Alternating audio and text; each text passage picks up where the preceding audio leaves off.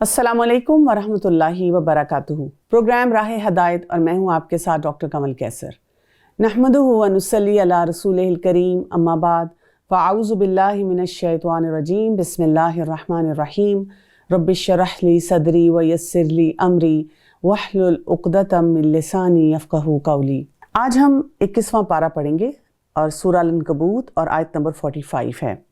उतलु मा ऊहिया इलैका मिनल किताब व अक़िमिस्सलाह इन्नस्सलाता तन्हा अनिल फ़हशाइ वल मुनकर वलज़िक्रुल्लाहि अकबर वल्लाहु यअलमु मा तस्नऊन। जो किताब आपकी तरफ वही की गई है, इसे पढ़िए और नमाज कायम करें। यकीनन नमाज बेहयाई और बुराई से रोकती है। बेशक अल्लाह का जिक्र बहुत बड़ी चीज़ है। तुम जो कुछ कर रहे हो उससे अल्लाह ख़बरदार है। 20वें पारे के अख्तिताम पर हमने एक बहुत खूबसूरत एग्ज़ाम्पल, एक मिसाल पढ़ी थी और मकड़ी की, कि मकड़ी वो जब जाला बनाती है देखने में कितना मजबूत लगता है, कैसे किसी को ट्रैप कर लेता है, लेकिन वो जाला ऐसा है जो कि बहुत कमज़ोर बुनियाद पे है और उसको अगर हम तोड़ना चाहें तो बहुत आसानी से उसको बिखेर सकते हैं। अब हम देखेंगे कि सूरह अल-अनकबूत में ये जो आयत अभी आएंगी, इन सब में हमें बताया जाएगा कि फिर हम अपने घर को, अपने सिस्टम को किन बातों से मजबूत कर सकते हैं। क्योंकि मकड़ी जैसे जाला बुनती है, जैसे जो शिर्क में पड़ जाता है, जो गलत अकीदे में पड़ जाता है, वो समझता है कि मैंने बड़ा मजबूत सहारा ले लिया, बड़ा मजबूत घर बना लिया, लेकिन वो सहारे जो होते हैं वो मजबूती की तरफ उसको नहीं लेकर जाते। तो अब हम अपनी बुनियाद बनाएंगे अपने लिए कि हमने अपने घरों को मजबूत करना है, अपने आप को मजबूत करना है, क्योंकि हम ऐसे फितनों के दौर में इस वक्त हैं जहाँ पर ये हमारी एक बहुत बड़ी ज़रूरत बन चुकी है। ज़रूरत तो हमेशा थी, लेकिन अगर आज अपने सर्वाइवल की तरफ आप देखना चाहें, आप देखेंगे कि इसके बगैर आपके पास कोई रास्ता ही नहीं है। तो सबसे पहली बात क्या की गई है कि कुरान का पढ़ना, जो अल्लाह की तरफ से वही किया जा रहा है, उसकी तिलावत करना। और तिलावत को जब हम देखते हैं तो उसमें क्या आता है कि तिलावत से हम आगाज़ करते हैं और उसके बाद हम उसके फ़हम की तरफ भी जाते हैं, उसकी एप्लीकेशन की तरफ भी जाते हैं कि अमली तौर पर भी जो हमें बताया जा रहा है उसको हम अपनी ज़िंदगी में शामिल करें। हम देखते हैं कि रसूलुल्लाह सल्लल्लाहु अलैहि वसल्लम क़ियामुल लैल में कुरान मजीद की तिलावत फरमाते तो रोने की वजह से आपके सीने से हंडिया के उबलने की सी आवाज़ आया करती थी। इसी तरह से दौरान सफ़र भी आप सल्लल्लाहु अलैहि वसल्लम कुरान मजीद की तिलावत फरमाते रहते थे। फिर हम साथ साथ ये भी देखते हैं कि रसूलुल्लाह सल्लल्लाहु अलैहि वसल्लम जब तिलावत कुरान करते थे तो सहाबा कहते थे कि हमने आप सल्लल्लाहु अलैहि वसल्लम को सबसे ज़्यादा खुश इल्हान पाया है। और सहाबा किराम का भी तरीका ये था कि वो खूबसूरत आवाज़ों से तिलावत कुरान करीम करते थे, जिससे आप सल्लल्लाहु अलैहि वसल्लम बहुत खुश होते थे और वहाँ पर अल्लाह ताला की हम्दो सना भी की जाती थी और सहाबा किराम की हौसला अफजाई भी होती थी। उस्मान बिन अबू अल-आस रज़ियल्लाहु अन्हु कहते हैं कि मुझे रसूलुल्लाह सल्लल्लाहु अलैहि वसल्लम ने ताइफ का गवर्नर मुकर्रर फरमाया। हालांकि मैं आप सल्लल्लाहु अलैहि वसल्लम की खिदमत में हाजिर होने पर सकीफ़ के 6 अफराद में से सबसे छोटा था और इसकी वजह ये थी कि मुझे सूरह अल-बकरा आती थी। मैंने अर्ज़ किया, या रसूलुल्लाह सल्लल्लाहु अलैहि वसल्लम, मुझे कुरान भूल जाता है। तो आपने मेरे सीने पर हाथ रख के फरमाया, ए शैतान, उस्मान के दिल से निकल जा।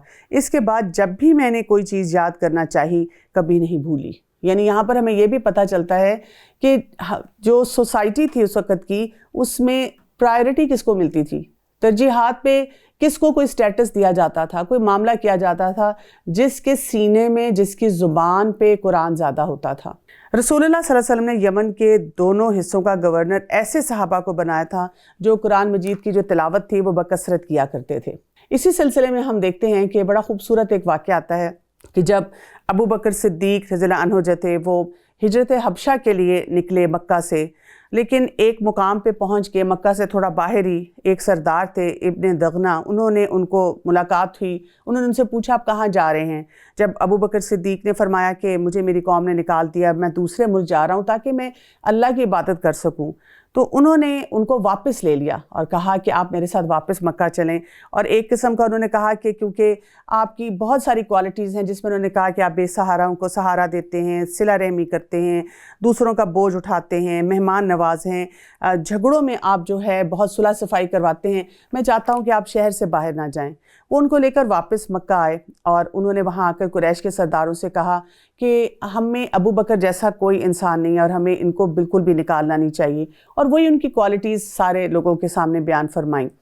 تو قریش نے ان سے کہا کہ ٹھیک ہے، ہم ان کو یہاں رہنے کی، امان دینے کی اجازت دے دیتے ہیں، لیکن ساتھ ہی ان کو کہا کہ وہ اپنے گھر سے باہر نہیں نکلیں گے اور وہ گھر میں ہی رہیں گے، اور وہاں پر وہ جتنا چاہیں نماز پڑھیں، اپنی عبادت کریں گھر کے اندر رہ کر، لیکن وہ اعلانیہ کوئی کسی قسم کا کام نہیں کریں گے، کیونکہ وہ کہتے تھے کہ ہمیں یہ ڈر ہے کہ ہمارے بچے اور عورتیں جو ہے وہ کسی فتنے میں نہ پڑ جائیں۔ تو اس شرط پہ انہوں نے ابو بکر کو وہاں رہنے کی اجازت دے دی۔ تو ابو بکر رضی اللہ عنہ نے وہاں پہ اپنے گھر میں اللہ کی عبادت شروع کر دی، اور اعلانیہ تو وہاں نماز نہیں پڑھتے تھے، لیکن ہر وقت وہ قرآن مجید کی تلاوت میں مشغول رہتے تھے، اور وہ اس قدر خوبصورتی سے قرآن مجید کی تلاوت کیا کرتے تھے کہ باہر سے گزرنے والے لوگ جو ہے دیوار کے ساتھ کان لگا لگا کر ان کی تلاوت کو سنا کرتے تھے۔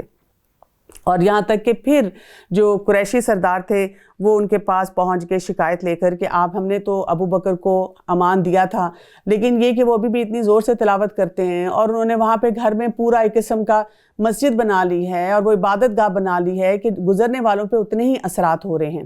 اور اس پہ جب ان کو روکا گیا ابو بکر صدیق رضی اللہ عنہ کو کہ آپ یہ بھی کام نہ کریں، تو انہوں نے کیا کیا؟ انہوں نے کہا کہ نہیں، میں قرآن مجید کی تلاوت کو پریفر کروں گا، اور انہوں نے کافر کی جو امان تھی اس کو واپس کر دیا۔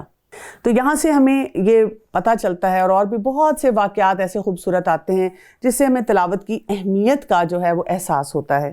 یہاں سے ہمیں یہ بات یاد رکھنی چاہیے کہ ہم بھی اپنی زندگی میں اس کو ضرور شامل کریں۔ آج کل کے دور کا ایک بہت بڑا چیلنج جو میں نے لوگوں کا دیکھا ہے، وہ کہتے ہیں کہ ہماری سوچیں جو ہے نا وہ ہم پہ اتنی حاوی ہو چکی ہیں کہ ہر وقت ہم obsessed رہتے ہیں اپنی سوچوں سے، اتنے ہم obsessed ہو چکے ہیں کہ کچھ بھی کرنے بیٹھیں یہ سوچیں ہمارا ساتھ نہیں چھوڑتی، اور یہ بڑی نیگیٹو قسم کی سوچیں ہوتی ہیں جس میں ہم نیگیٹیوٹی کے ساتھ کسی اپنے آپ کو ٹارگٹ کر رہے ہیں، کسی اپنے رشتہ دار کو ٹارگٹ کر رہے ہیں، یا ایسے ہی اس طرح کی سوچیں آتی ہیں کہ انسان کے اندر عجیب قسم کے خوف پیدا ہو رہے ہیں اور عجیب نیگیٹیوٹی جو ہے وہ جنم لے رہی ہے۔ لیکن یہ سب باتیں جو ہیں آپ دیکھیں کب ہوتی ہیں، یعنی جب ایک پیمانہ آپ کے پاس ہوتا ہے نا، اگر وہ بھرا ہوا ہو تو کیا ہوگا، اس میں آپ اور کچھ نہیں بھر سکتے، اور اگر آپ وہ خالی پیمانہ رکھیں گے تو کیا ہوگا، اس میں کوئی بھی چیز ڈالی جا سکتی ہے۔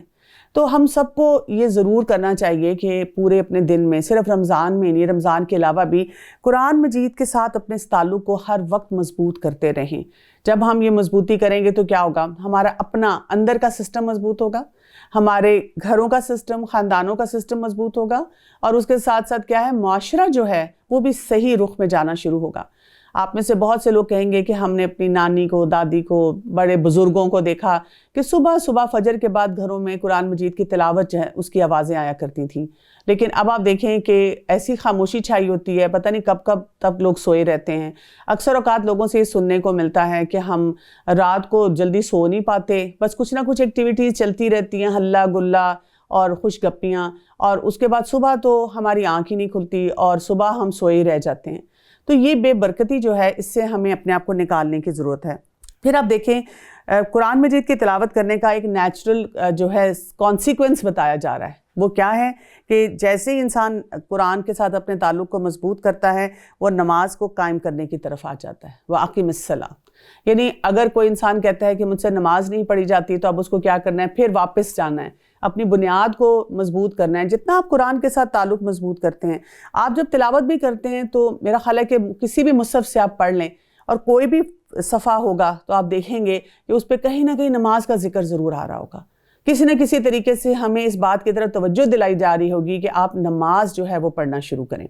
اس کے ساتھ ساتھ آپ دیکھیں کہ جب ہم اللہ تعالیٰ کے ساتھ تعلق کو مضبوط کرتے ہیں تو ہمارا آٹومیٹیکلی دل چاہتا ہے کہ ہم اللہ کی طرف جھکیں، تو نماز قائم کرنا، اور نماز کے لیے جو ہمیں خاص انسٹرکشن یہاں کی جا رہی ہے، کیوں کہ نماز کیا کرتی ہے، روکتی ہے فحشاء اور منکر سے۔ ہر قسم کی فحاشی سے ہمیں روکے گی اور ہر قسم کی ایسی بے بنیاد چیزوں سے جو منکرات ہیں، جو غلط رویے ہیں، اس سے ہم اپنے آپ کو بچانے میں کامیاب ہو جائیں گے۔ اب یہ بھی ایک بڑا مسئلہ ہے، انسان سوچتا ہے کیسے، ہاؤ ول دس ہیپن، کیونکہ ہمیں تو کئی لوگ نظر آتے ہیں جو شاید نمازیں پڑھ رہے ہوتے ہیں لیکن ان کی گفتگو ایسی ہوتی ہے یا ان کے مزاج میں اتنی سختی سی ہوتی ہے کہ ہمیں سمجھ نہیں آتا۔ چلیں آج ہم اپنے لیے سمجھتے ہیں کہ ہم جب چاہ رہے ہیں کہ یہ نماز ہماری ایسی ہو جائے جس سے ہم فحشات سے اور منکرات سے بچنا شروع ہو جائیں، تو کیا ہے، جب انسان نماز کے لیے کھڑا ہوتا ہے تو انسان اپنے آپ کو یہ بتائے کہ میری توجہ مکمل طور پہ اللہ تعالیٰ کی طرف ہونی چاہیے۔ یعنی نماز یہ نہیں ہے کہ ہم نے جلدی سے نماز پڑھی اور پھر جا کر ہم نے جو اپنے دنیا کے بہت سے معاملات ہیں ان کو سمیٹنا ہے، بلکہ ہم جب نماز کے لیے کھڑے ہوں تو ایسے کھڑے ہوں جیسے ہم اپنے رب کے سامنے کھڑے ہوئے ہیں۔ اور پھر یہ کہ جب ہم اپنے چہرے کو قبلہ رخ کرتے ہیں، کیونکہ لوگ اس کے معاملے میں پرٹیکولر ہوتے ہیں، ایک دوسرے سے پوچھتے ہیں کہ قبلے کی ڈائریکشن کیا ہے، تو ہم اپنے آپ کو یہ بھی احساس دلائیں، اس کیفیت کے اندر جائیں کہ اس وقت میرا دل بھی جو ہے نا وہ رب کی طرف ہونا چاہیے۔ یہ نہ ہو کہ چہرہ تو میں نے رب کی طرف کر لیا لیکن دل کسی اور طرف مائل ہو۔ ایک جگہ پہ اسکالرز نے کہا کہ نماز میں متوجہ ہونے کے 3 درجات ہیں۔ پہلا درجہ کیا ہے کہ اپنے دل کی طرف متوجہ ہونا، یعنی ہم یہ دیکھیں ساتھ ساتھ کہ کیسے وسوسے اور کیسے خیالات آتے ہیں جس سے مجھے اس کو محفوظ رکھنا ہے۔ دوسرا، اس کے مراقبے کو ملحوظ رکھتے ہوئے اللہ کی طرف ایسے متوجہ ہونا گویا کہ وہ اسے دیکھ رہا ہے۔ اور تیسرا یہ کہ اللہ کے کلام کے معنی اور نماز کی عبودیت کی تفصیلات پر توجہ دینا تاکہ انسان ان کا حق ادا کر سکے۔ یعنی جب آپ قیام میں کھڑے ہیں تو اپنے آپ کو بتا رہے ہیں کہ میں کیسے اللہ کے آگے کھڑا ہوں، اور دنیا میں بہت سے معاملات کرتے ہوئے تب میں کیسے اللہ کے آگے کھڑا ہوتا ہوں، مجھے کہاں کہاں، جیسے میں رکوع میں جاتا ہوں اور سجدے میں جاتا ہوں، کہاں کہاں اسی طرح اللہ کے آگے بالکل بینڈ ہو جانا ہے، ختم ہو جانا ہے، اپنی انا کو بالکل ختم کر کے آگے بڑھنا ہے، اور جو معاملہ ہے لوگوں کے کہنے پہ نہیں، اللہ کے کہنے پہ کرنا ہے۔ تو اس طرح کرنے سے کیا ہوتا ہے کہ انسان حقیقی معنوں میں نماز کو قائم کرنے والا ہو جاتا ہے۔ اور جب بندہ قیام کے لیے کھڑا ہوتا ہے تو وہ کیا کرتا ہے کہ اپنے رب کی عظمت کو پہچان رہا ہوتا ہے۔ جتنی دفعہ ہم اللہ اکبر کہیں تو ہم اپنے دل میں یہ محسوس کریں کہ اللہ سب سے بڑا ہے، اللہ کی کبریائی کا ہم احساس اپنے اندر لائیں۔ جب ہم اللہ کی تسبیح اور ثنا بیان کرتے ہیں تو ہم اپنے آپ کو بتائیں کہ یہ بات مجھے ہر چیز سے بے نیاز کر دے اور مجھے بتا دے کہ جو اللہ کی شان ہے وہ کسی کی شان نہیں۔ جب ہم اسے پناہ طلب کرتے ہیں تو ہم اس بات کو پھر ری انفورس کریں اپنے لیے کہ جتنی قوت اللہ تعالیٰ کے پاس ہے اور کسی کے پاس نہیں۔ اسی طرح سے ہم دشمن سے حفاظت بھی تبھی فیل کر سکتے ہیں جب ہم اپنی نماز پہ توجہ دے رہے ہوں۔ پھر یہ کہ جب ہم تلاوت کرتے ہیں اس میں تو ہم وہاں پر کنٹینیوس اپنے اس لنک کو اللہ تعالیٰ کے ساتھ سٹرونگ کرتے رہیں۔ جیسے آپ دیکھیں کچھ لوگوں کے گھر میں جب وہ کوئی فون کر رہے ہوتے ہیں اور وائی فائی پہ ہوتے ہیں اور وائی فائی کا سگنل صحیح نہیں آتے تو کبھی وہ ایک کونے میں جاتے ہیں کبھی دوسرے کونے میں، ان کی کوشش ہوتی ہے کہ فون کی ڈائریکشن ایسی رکھی جائے کہ سگنل جو ہے وہ صحیح طرح سے حاصل ہو سکے۔ تو اسی طرح سے ہم جب نماز پڑھ رہے ہیں تو آیات پڑھتے ہوئے اور دعائیں پڑھتے ہوئے نماز کے اندر ہم بار بار دیکھتے جائیں، چیکس رکھتے جائیں کہ کیسے میرا اپنے رب سے تعلق مضبوط ہو رہا ہے۔ اور جب انسان رکوع میں جائے تو اللہ کی عظمت کو پہچانے، اور سجدہ تو انسان کی عجز و انکساری کا ایک پیک جو مومنٹ ہوتا ہے، اور اس میں انسان اپنا وہ قرب محسوس کرے اپنے رب کے ساتھ۔ پھر یہ کہ جب ہم نماز پڑھ رہے ہیں تو ہم سوچیں کہ میں سرگوشی کر کے اپنے رب کے ساتھ جو ہے یہ ایک تعلق بنا رہا ہوں اپنا، اور اس کے ساتھ انسان سوچے کہ بہت ساری جو اذیتیں ہیں، بدگمانیاں ہیں، غم ہیں، ان کے احساس کو میں نے اسی نماز کے اندر ختم کرنا ہے۔ تو بات یہ ہوتی ہے کہ جب ہم ایسی نماز پڑھنا شروع کر دیتے ہیں تو سمجھیں کہ ہم بندگی کا حق ادا کر رہے ہیں، اور ہم نے اپنے نفس کو اللہ کے حوالے کر دیا وہاں پر۔ اور یہی تو وہ نفس ہے جس کی مختلف قسم کے اشکال ہیں کہ کہیں پر وہ ہمیں کسی ایک لذت کی طرف لے کر جاتا ہے، کسی ایک شہوت کی طرف لے کر جاتا ہے، کبھی ہمیں بتاتا ہے کہ اس کو چھوڑنا نہیں، اس سے بدلہ لے کے رہنا، کبھی ہمیں بتاتا ہے تم بھی تو انسان ہو، تمہاری بھی تو خواہشات ہیں۔ تو جو انسان نماز کی طرف ایسے توجہ دے جس طرح میں نے آپ کو بتایا تو کیا ہوگا کہ اس کا دل جو ہے اللہ کے ذکر، اللہ کے کلام، اللہ کی محبت، اللہ کی عبودیت سے مطمئن ہونا شروع ہو جاتا ہے، اور اس کے اندر ایک سکون کی کیفیت آتی ہے۔ نماز اس کی آنکھوں کی ٹھنڈک بننا شروع ہو جاتی ہے، اور ایمان جو ہے نا اسی میں اسے لذت محسوس ہوتی ہے، اور جسے کہتے ہیں عام زبان میں اس کا ٹیسٹ چینج ہو جاتا ہے۔ اب اس کو وہی اچھا لگتا ہے جو اس کا رب چاہتا ہے، اور جو اس کا نفس ہوتا ہے، نفس امارہ جو ہوتا ہے، جو اس کو بہت سی خواہشات کی طرف لے کر جاتا ہے، پھر شیطان جس طرح کے اس کو وسوسے دینا چاہتا ہے، ان سب میں سے وہ نماز جو ہے اس کے اس حصے کو چھڑوا دیتی ہے، اس کو پروٹیکٹ کر دیتی ہے کہ یہ چیزیں اس سے دور ہوتی جاتی ہیں۔ اب آپ تھوڑی دیر کے لیے سوچیں کہ انسان نے ایک نماز پڑھی اور اس میں اس کی یہ کیفیت ہوئی، اور اس کے بعد اگلی نماز کا وقت آ گیا، کچھ اس نے اپنے کام کیے، پھر اگلی نماز کا وقت آ گیا، پھر اس نے اپنے آپ کو ڈیٹیچ کیا ہر چیز سے اور اسی کیفیت میں دوبارہ گیا، تو پھر کیا ہوگا؟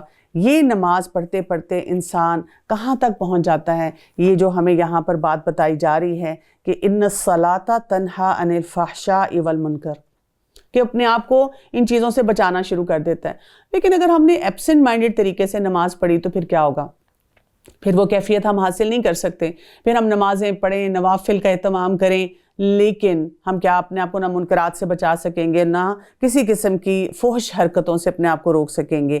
اور اسی لیے یہ بھی کہہ دیا گیا کہ اللہ کا ذکر سب سے بڑی بات ہے۔ اگر ہمیں یہ بات سمجھ آ جائے کہ ہم نے اپنے اندر یہ کیفیت لانی ہے کہ ہم اللہ کا ذکر سب سے زیادہ کرنے والے ہوں۔ اور آپ دیکھیں ویسے بھی قرآن مجید کی تلاوت جو ہم پہلے بھی کر رہے ہوتے ہیں اور ڈیورنگ نماز بھی کرتے ہیں، جیسے اس کا ہمیں کتنا اجر و ثواب بھی مل رہا ہوتا ہے۔ رسول اللہ صلی اللہ علیہ وسلم نے فرمایا، جس شخص نے قرآن مجید کا ایک حرف پڑھا، اسے ایک کے بدلے ایک ایسی نیکی ملے گی جس کا بدلہ 10 گنا ہے۔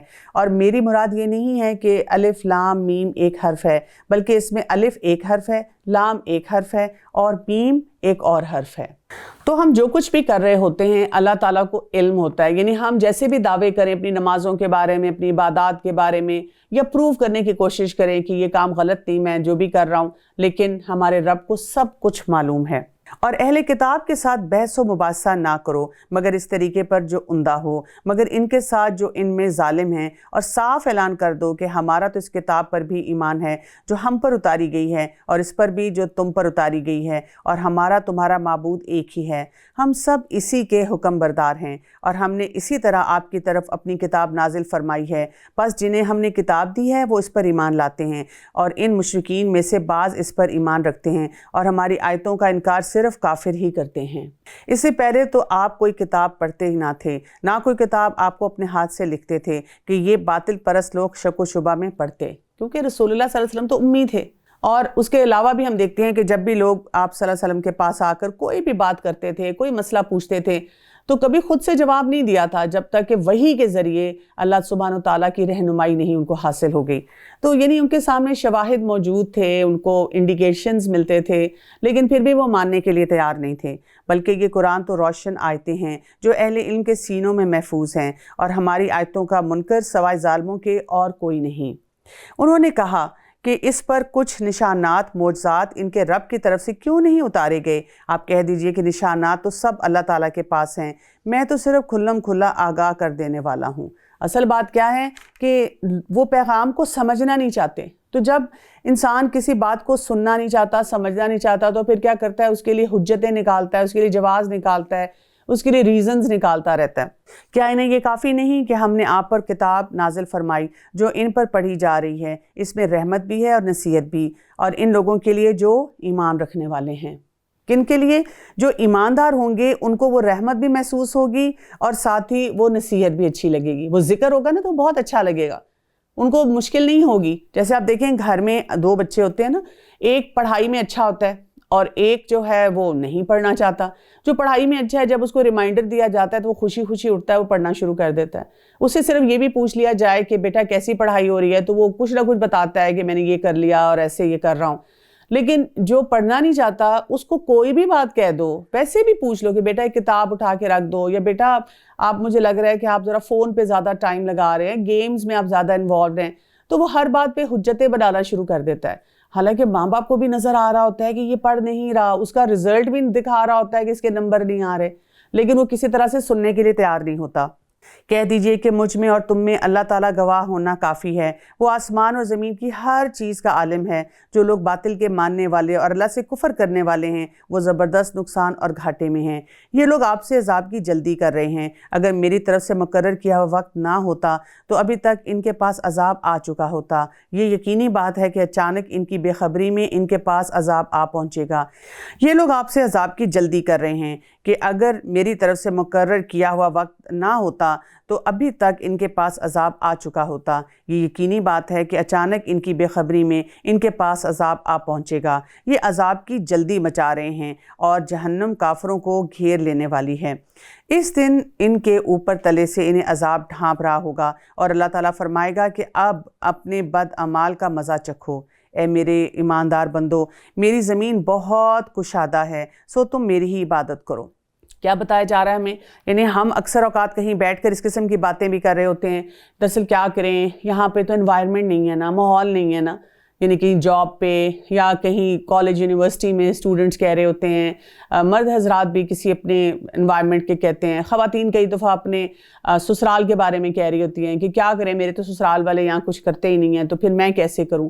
بات یہ ہوتی ہے کہ ہمیں یہ دیکھنا ہے کہ ہمارا اپنا مائنڈ سیٹ کیا ہے، کیونکہ اگر ہم نے اپنے ذہن میں سوچ لیا ہے، کلیئرٹی حاصل کر لی ہے کہ میں نے اللہ کے بنائے ہوئے سسٹم کے مطابق چلنا ہے، تو پھر کیا ہے کہ اللہ تعالیٰ کی زمین بہت کشادہ ہے اللہ کی عبادت کے لیے۔ یہ ریزن ہم کہیں نہیں دے سکتے۔ مثلاً آپ کہیں کالج یونیورسٹی میں پڑھ رہے ہیں تو کمپنی چینج کر لیں، آہستہ آہستہ ایسے لوگوں میں اٹھنا بیٹھنا شروع کریں۔ آپ کو ضرور ایسے لوگ مل جائیں گے جو قرآن کی اہمیت کو سمجھتے ہیں، اس کے مطابق زندگی گزارنا چاہتے ہیں، وہ ایسے آپ جیسے چیلنجز سے گزر رہے ہیں۔ اسی طرح سے اگر آپ اپنے کہیں گھر میں رہتی ہیں، خواتین جیسے کہتی ہیں کہ سسرال والے اب ایسے نہیں کرتے تو میں کیا کروں، تو وہاں پہ رہتے ہوئے بھی ضرور آپ کو ایسے اپرچونٹیز مل سکتے ہیں کہ اسی گھر میں رہتے ہوئے ان کے ساتھ بھی اگر رہنا پڑ رہا ہے آپ کو، تو وہاں پر آپ کوئی ایسے حالات پیدا کر سکتے ہیں کہ آپ اپنے آپ کو اللہ کے حکم کے مطابق چلا سکیں۔ یعنی یہ جو وسعت ہے اور اس کو سمجھنا بہت زیادہ ضروری ہے، کیونکہ اللہ تعالیٰ کی طرف سے جب کوئی ایک راستہ ہمارے لیے مشکلات کا آتا ہے نا، ایک راستہ بند ہوتا ہے، ایک راستے سے تھوڑا ٹیسٹ آتا ہے، آزمائش آتی ہے، تو وہاں پہ بہت سے اور راستے کھلے ہوئے ہوتے ہیں۔ جو لوگ اسی راستے کو کھٹکھٹاتے رہتے ہیں، اس بند سڑک پہ جو ڈیڈ اینڈ ہے نا روڈ کا، وہاں پہ کھڑے ہو کے زور زور سے کہتے رہتے ہیں اس کو کھولو، اس کو کھولو، اس کو کھولو، ان کو نہیں نظر آتا کہ اگر وہ ذرا سا واپس مڑ کر ساتھ والی گلی سے نکلنے کی کوشش کریں گے تو وہاں راستہ موجود ہے۔ تو ہمارا یہ حال ہو جاتا ہے، اس وجہ سے ہمیں جو اللہ تعالیٰ کی زمین میں وسعت ہے وہ نظر نہیں آتی۔ جاب آپ کو لگتا ہے کہ جاب اس طرح کی نہیں ہے تو پھر آپ کیا کر سکتے ہیں، آپ کہیں اور ساتھ ساتھ اپلائی کر سکتے ہیں، کوئی اپنا ڈپارٹمنٹ چینج کر سکتے ہیں۔ یہ وہ انسان کرے گا جس کی پرائرٹی جو ہے وہ کلیئر ہوگی کہ میں نے کیا کرنا ہے، میں کس وجہ سے یہاں پر آیا ہوں۔ ہر جاندار موت کا مزہ چکھنے والا ہے اور تم سب ہماری طرف لوٹائے جاؤ گے، اور جو لوگ ایمان لائے اور نیک کام کیے انہیں ہم یقیناً جنت کے ان بالا خانوں میں جگہ دیں گے جن کے نیچے چشمے بہہ رہے ہیں، جہاں وہ ہمیشہ رہیں گے، اور نیک کام کرنے والوں کا کیا ہی اچھا اجر ہے۔ بات کہاں سے شروع ہوئی تھی؟ قرآن کی تلاوت سے شروع ہوئی تھی، نماز کی کوالٹی کو امپروو کرنے سے ہوئی تھی، مختلف رویے دیکھنے سے ہوئی تھی، اور الٹیمیٹلی یہاں پہ ختم کس بات پہ ہو رہی ہے کہ کیا ہوگا کہ ان کے لیے پھر جنتیں ہیں اور وہ جنتوں میں جائیں گے۔ اور پھر اس پورے سفر میں وہ کیا کرتے رہے ہیں؟ الذین صبروا وعلی ربہم یتوکلون، انہوں نے کیا کیا؟ وہ جنہوں نے صبر کیا اور اپنے رب پر بھروسہ رکھتے ہیں، یعنی انہوں نے کہیں نہ کہیں سے راستہ نکالا جو کرنا چاہتے تھے۔ مثلاً آج کے دور میں رہتے ہوئے کوئی کہ میرا بہت دل چاہتا ہے کہ میں قرآن کی مجلس میں جاؤں، قرآن پڑھوں اور سمجھوں، لیکن میرے گھر والے مجھے اجازت نہیں دیتے، تو آپ گھر بیٹھ کے آپ کے پاس ایک سمارٹ فون موجود ہے، اس پہ آپ جو ہے کوئی اپنا ایک وہ پیکج لے لیں اور وہاں سے آپ ایسا کوئی واٹس ایپ کا گروپ ہے یا اور بہت سے چینلز ہیں ان کو جوائن کر لیں۔ آن لائن اتنی کلاسز ہوتی ہیں اس وقت، تو ہم دیکھتے ہیں کہ الحمدللہ بڑے بڑے جو اسکالرز ہیں ان کے وہاں پہ سیشن، لیکچرز، قرآن کی تفسیر سب کچھ موجود ہے۔ اچھا وہ کہتی نہیں دراصل مجھے نا مزہ نہیں آتا، میرا دل چاہتا ہے نا میں جا کے بیٹھوں، تو ہم نے دل کے چاہتوں کی بات نہیں سننی، ہم نے یہ دیکھنا ہے کہ میرے حالات کیا کہتے ہیں مجھے، اور ان حالات کے مطابق میں کیسے راستہ نکالوں۔ تو آپ کو جو اپرچونٹی مل رہی ہے، جس طریقے سے مل رہی ہے، آپ اس کو اختیار کریں۔ کئی دفعہ مائیں مجھے کانٹیکٹ کرتی ہیں، پوچھتی ہیں کہ کوئی ٹین ایج بچوں کی کلاس ہو رہی ہے، میں چاہتی ہوں کہ میرا بچہ روز کسی ٹین ایجر جو کلاس ہے ٹین ایجرز کی اس میں جائے، روز کلاس ہونی چاہیے 1 گھنٹے کی۔ جب ان کو کہا جائے کہ نہیں روز تو نہیں ہو رہی لیکن ہفتے میں 1 دن ہوتی ہے، نہیں پھر کوئی فائدہ نہیں ہے۔ یعنی ایک طرف آپ کا بچے کے پاس کچھ بھی نہیں ہے سیکھنے کے لیے، اور ایک طرف اگر اس کو 1 گھنٹے کا اپرچونٹی پورے ویک میں مل رہا ہے، آپ اس سے تو آغاز کریں، یعنی جو اس کو مل رہا ہے اس سے شروع کرنا چاہیے۔ تو اس سفر میں کیا ہوگا، صبر بہت کرنا پڑے گا اپنے آپ کو جمانے کے لیے، اور دیکھنا پڑے گا اگر ہم ری ایکٹیو ہو جائیں گے اور ہم ہر چیز پہ چاہیں گے جو میں نے سوچا ہے اسی کے مطابق سارا سسٹم چلے تو یہ مشکل ہو جائے گا۔ اور صبر کرتے ہوئے کیا کرنا ہے، اپنے قدم جماتے چلے جانا ہے اور اپنے رب پہ بھروسہ کرنا ہے۔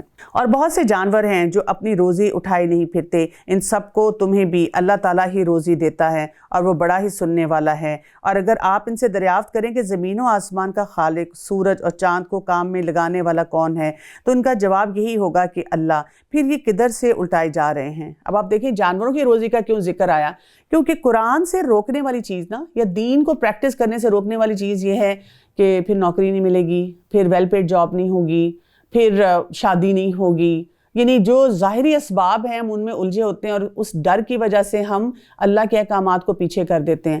تو اس لیے یہاں بتایا گیا کہ کیا پرندے اپنا رزق لے لے کے پھر رہے ہیں؟ جب اللہ پہ آپ توکل کرتے ہیں تو آپ اپنی پرائیورٹیز کو صحیح رکھیں کہ میرے لیے سب سے امپورٹنٹ بات کیا ہے، اللہ کے کلام سے اپنے کنیکشن کو اسٹرانگ کرنا۔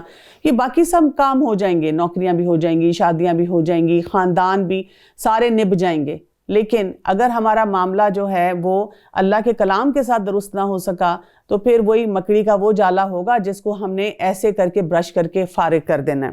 اللہ تعالیٰ اپنے بندوں میں سے جسے چاہے فراخ روزی دے اور جسے چاہے تنگ، یقیناً اللہ تعالیٰ ہر چیز کا جاننے والا ہے۔ اب کیا ہے، اللہ یبسط الرزق لمن یشاء من عبادہ ویقدر لہ، کیا ہے کہ جس کے لیے اللہ تعالیٰ چاہے گا روزی زیادہ دے گا۔ کئی دفعہ کوئی انسان اتنا اللہ کے لیے کام کر رہا ہوتا ہے لیکن اس کی زندگی میں مشکلات ہوتی ہیں، اس کے پاس کمی ہوتی ہے، یہ اب اللہ کا فیصلہ ہے۔ ہو سکتا ہے اگر اس کا رزق بہت کھول دیا جائے تو وہ کسی ایسے غلط راستے پہ چلا جائے کہ جو کر رہا ہے اس کو بھی چھوڑ دے، اس کے لیے یہی ضروری ہے۔ اور کئی لوگ ایسے ہوتے ہیں کہ جن کو اللہ بہت فراخی دے دیتا ہے، ہم ان کو دیکھ دیکھ کے کیوں سوچیں کہ اس کے پاس کہاں سے اتنا پیسہ آ گیا، ان کے پاس کہاں سے اتنی جو ہے آسانیاں آ گئی۔ ہم سوچیں بس یہ اللہ کی دین ہے، اللہ تعالیٰ نے ہم سب کو اس راستے پہ رکھنے کے لیے جو فیسلٹیز دی ہیں، جو آسانیاں دی ہیں، یہ اس پیکج کا حصہ ہے۔ ان اللہ بکل شیء علیم، کیونکہ اللہ کو علم ہے کہ کس انسان کو کتنا دینا ہے اور کس سے اس کے لیے آسانی آئیں گی، کس سے اس کے لیے مشکلات آئیں گی۔ اور اگر آپ ان سے سوال کریں کہ آسمان سے پانی اتار کر زمین کو اس کی موت کے بعد زندہ کس نے کیا، تو یقیناً ان کا جواب یہی ہوگا، اللہ تعالیٰ نے۔ آپ کہہ دیجئے کہ ہر تعریف اللہ ہی کے لیے سزاوار ہے، بلکہ ان میں اکثر لوگ بے عقل ہیں۔ کیا کرتے ہیں کہ وہ سوچے سمجھے بغیر، عقل کے استعمال کے بغیر کام کرتے ہیں۔ اور دنیا کی یہ زندگانی تو محض کھیل اور تماشا ہے۔ جیسے ہم آن لائن گیم کرتے ہیں نا، آن لائن گیم کی کتنا مزہ آیا، کتنے لوگوں سے گپ شپ کی، کتنے لوگوں کو جو اپنے ٹارگٹس تھے وہ بہت سارے اچیو کیے، لیکن ساتھ ہی کیا کہہ دیا گیا، البتہ آخرت کے گھر کی زندگی حقیقی زندگی ہے، کاش کہ یہ جانتے ہوتے، لو کانوا یعلمون۔ جب ہم گیم ختم کرتے ہیں تو جب ہم ریالٹی میں آتے ہیں تو پھر کیا ہوتا ہے، پھر اماں ابا کی باتیں بھی سننی پڑتی ہیں، پھر کوئی ہمیں یاد بھی دلاتا ہے کہ تمہاری ذمہ داریاں کیا ہیں۔ یہ لگاتار جو گیم کھیل رہے تھے نا، اس سے زندگی نہیں چلتی۔ تو اسی طرح سے جو ہم زندگی میں بڑے سپرفیشل طریقے سے اپنے معاملات کو لے کر چل رہے تھے، اس سے زندگی نہیں چلتی۔ اصل تو یہ کہ اس کی انویسٹمنٹ صحیح جگہ ہونی چاہیے۔ بس یہ لوگ جب کشتیوں میں سوار ہوتے ہیں تو اللہ تعالیٰ ہی کو پکارتے ہیں اور اس کے لیے عبادت کو خالص کر کے، پھر جب وہ انہیں خشکی کی طرف بچا لاتا ہے تو اسی طرف شرک کرنے لگتے ہیں، تاکہ ہماری دی ہوئی نعمتوں سے مکرتے رہیں اور برتتے رہیں، اور ابھی بھی انہیں پتہ چل جائے گا۔ کیا یہ نہیں دیکھتے کہ ہم نے حرم کو باامن بنا دیا ہے، حالانکہ ان کے ارد گرد سے لوگ اچک لیے جاتے ہیں؟ کیا یہ باطل پر یقین رکھتے ہیں اور اللہ تعالیٰ کی نعمتوں پر ناشکری کرتے ہیں؟ افبالباطل یؤمنون وبنعمت اللہ یکفرون، کہ باطل کو یہ یقین رکھتے ہیں، یعنی کوئی بات بتا دو، پتہ چل جائے کہیں پہ سیل لگی ہوئی ہے 50% یا بائی 1 get 2 free یا 1 free، بھاگے، لڑائی جھگڑا فساد کھینچ کے وہ چیزیں لینی ہیں، چھوڑنا نہیں ہے۔ لیکن اللہ تعالیٰ کی طرف سے کتنے بونسز مل رہے ہیں، بتایا جا رہا ہے یہ ذکر کر لو اتنا ملٹیپلائی ہوگا، رمضان میں یہ کام کرو اور کتنا ملٹیپلائی ہوگا، یہ نیکی کرو گارنٹیڈ یہ جنت میں جانے والا کام ہے۔ نہیں، وہ نہیں ہم نے کرنا، اس میں ہمیں شک و شبہات ہونا شروع ہو جاتے ہیں، اس میں ہمیں ایسے لوگ نظر آنا شروع ہو جاتے ہیں، وہ نماز نہیں پڑھتا اس لیے میرا دل نہیں چاہتا، میں نے جیسے مسلمان دیکھے ہیں بس میں بالکل نہیں سن سکتی، میں بالکل ان کی طرف نہیں جا سکتی۔ اور وہ کیا کر رہے ہیں؟ اللہ کی نعمتوں کے ساتھ کفر کر رہے ہیں۔ اور ان سے بڑا ظالم کون ہوگا جو اللہ تعالیٰ پر جھوٹ باندھے یا جب حق ان کے پاس آ جائے وہ اس سے جھٹلائے؟ کیا ایسے کافروں کا ٹھکانہ جہنم نہ ہوگا؟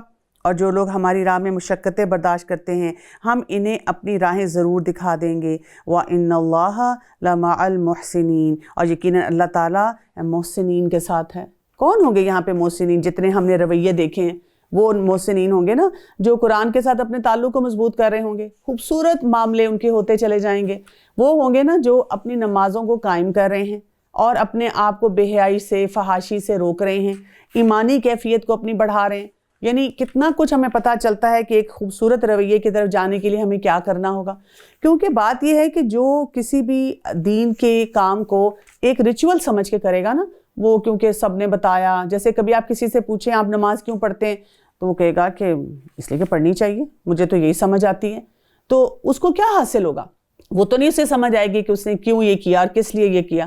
لیکن اللہ تعالیٰ بتاتے ہیں جو ہمیں وجوہات پتہ چلتی ہیں نا، اس کی طرف بھی ہمیں توجہ دینی چاہیے کہ یہ کرنے سے میری یہ انویسٹمنٹ ہو رہی ہے، میری دنیا میں یہ خیر آ رہی ہے اور میری آخرت جو ہے اس طرح سے سنورتی چلی جا رہی ہے۔ کیونکہ آپ دیکھیں انہیں یہاں پر بار بار جنت کی بات کی گئی اور جنت کی بشارتیں دی گئیں۔ رسول اللہ صلی اللہ علیہ وسلم نے فرمایا جنت میں ایک درخت ایسا ہے کہ اس کے سائے میں ایک سوار 100 سال تک چلتا رہے تو تب بھی اس کا سایہ عبور نہ کر سکے گا۔ امیجن کریں نا، لوگ جیسے فارم ہاؤسز لیتے ہیں، یا کبھی کبھی آپ دیکھیں گے سوشل میڈیا پہ آپ کے پاس کوئی کلپ آ جائے گا کہ جو امیر لوگ ہیں ان کے گھر میں کیا کچھ ہے، سوئمنگ پول ہے اور انہوں نے سپا بنایا ہوا ہے اور انہوں نے یہ رکھا ہوا ہے اور اتنے بیڈ روم ہیں اور ان میں ایسی ایسی چیزیں ہیں، اور ہم کہتے ہیں ہائے کاش میرے پاس اتنے پیسے آ جائیں۔ لیکن ہمارے پاس اس سے زیادہ بڑی چیز کی ایک سہولت اویلیبل ہے، اگر ہم چاہیں تو ہم بہت آسانی سے اس میں انویسٹ کر سکتے ہیں۔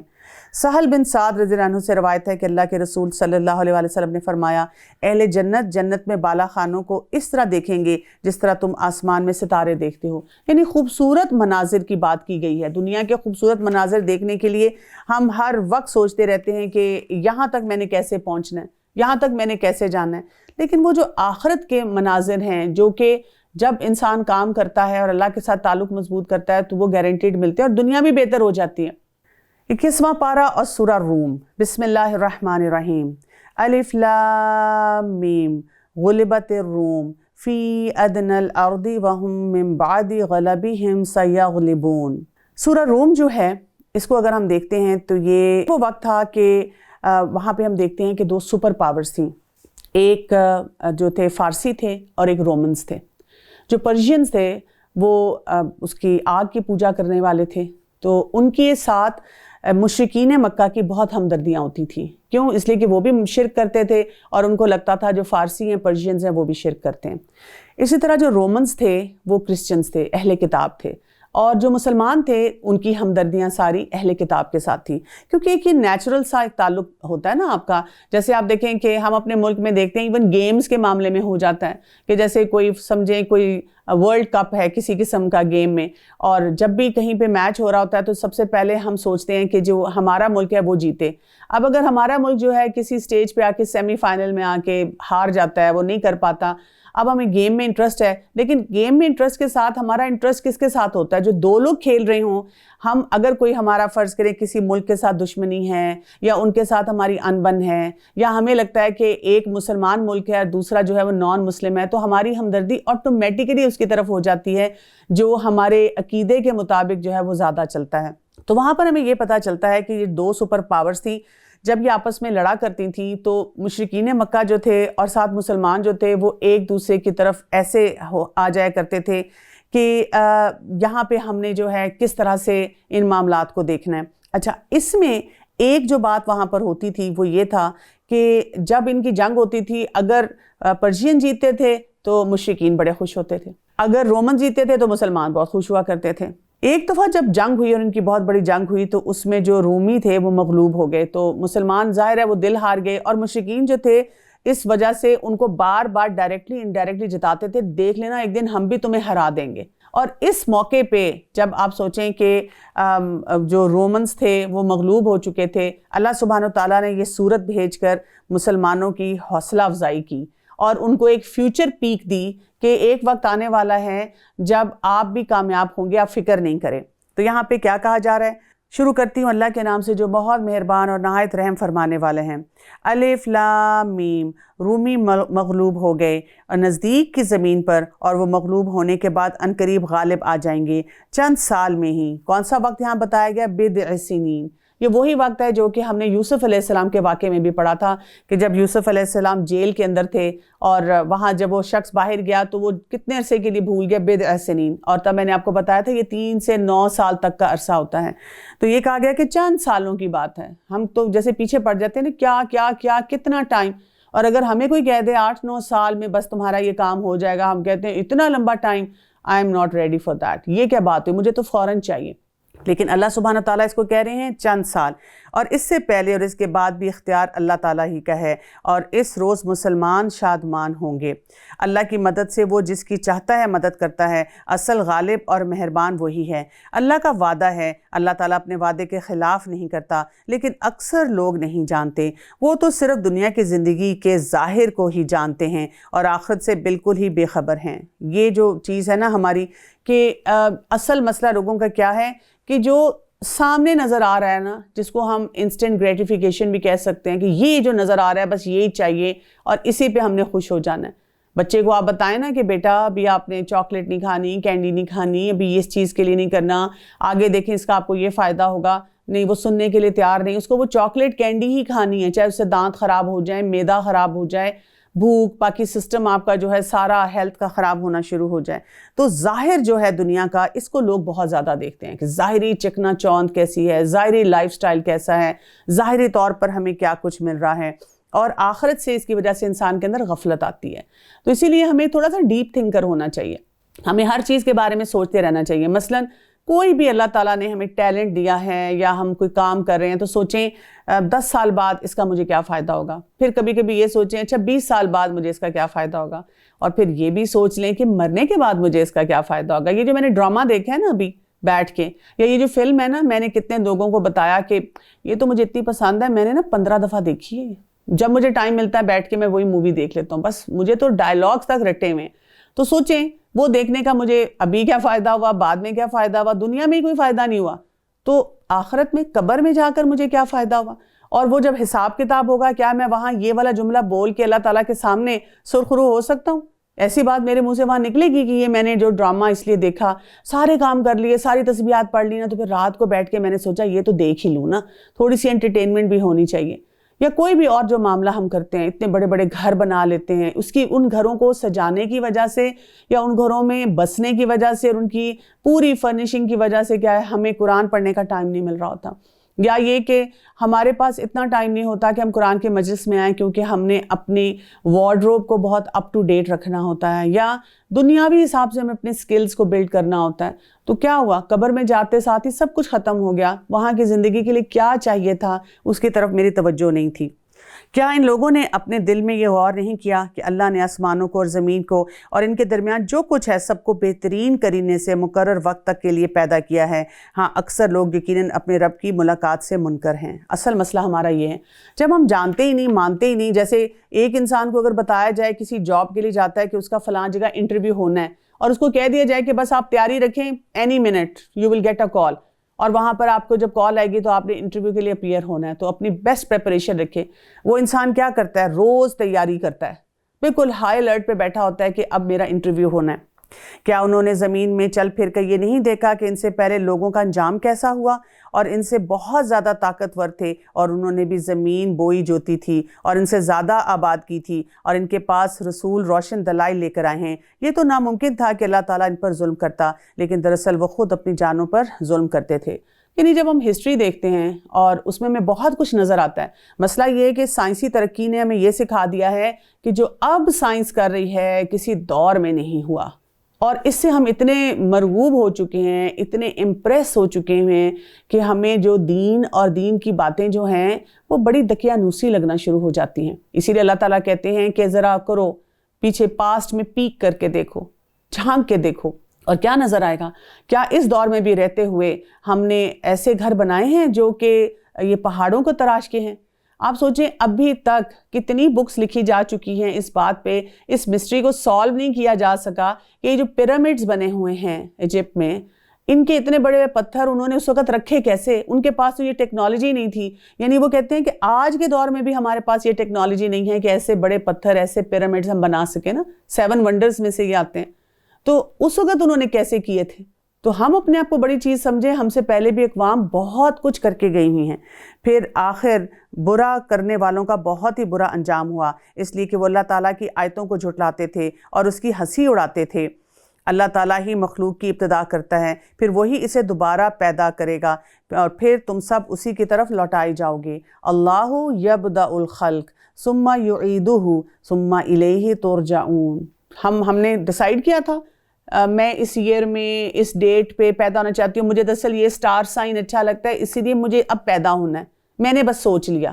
نہیں، جو اللہ نے ہمارے لیے فیصلہ کر دیا ہم اسی طرح پیدا ہوئے، اور پھر کیا ہے، دوبارہ بھی وہ اسی طرح پیدا کرے گا جب وہ چاہے گا، اور ہم نے اسی کی طرف لوٹ کر جانا ہے. اور جس دن قیامت قائم ہو جائے گی تو گناہگار حیران زدہ رہ جائیں گے، اور ان تمام تر شریکوں میں سے ایک بھی ان کا سفارشی نہ ہوگا، اور خود یہ بھی اپنے شریکوں کے منکر ہو جائیں گے. اور جس دن قیامت قائم ہوگی اس دن تمام جماعتیں الگ الگ ہو جائیں گی. جو ایمان لا کر نیک عمل کرتے رہے وہ تو جنت میں خوش و خرم کر دیے جائیں گے، اور جنہوں نے کفر کیا تھا وہ ہماری آیتوں کو اور آخرت کی ملاقات کو جھوٹا کہا کرتے تھے، وہ سب عذاب میں پکڑ کر حاضر رکھے جائیں گے.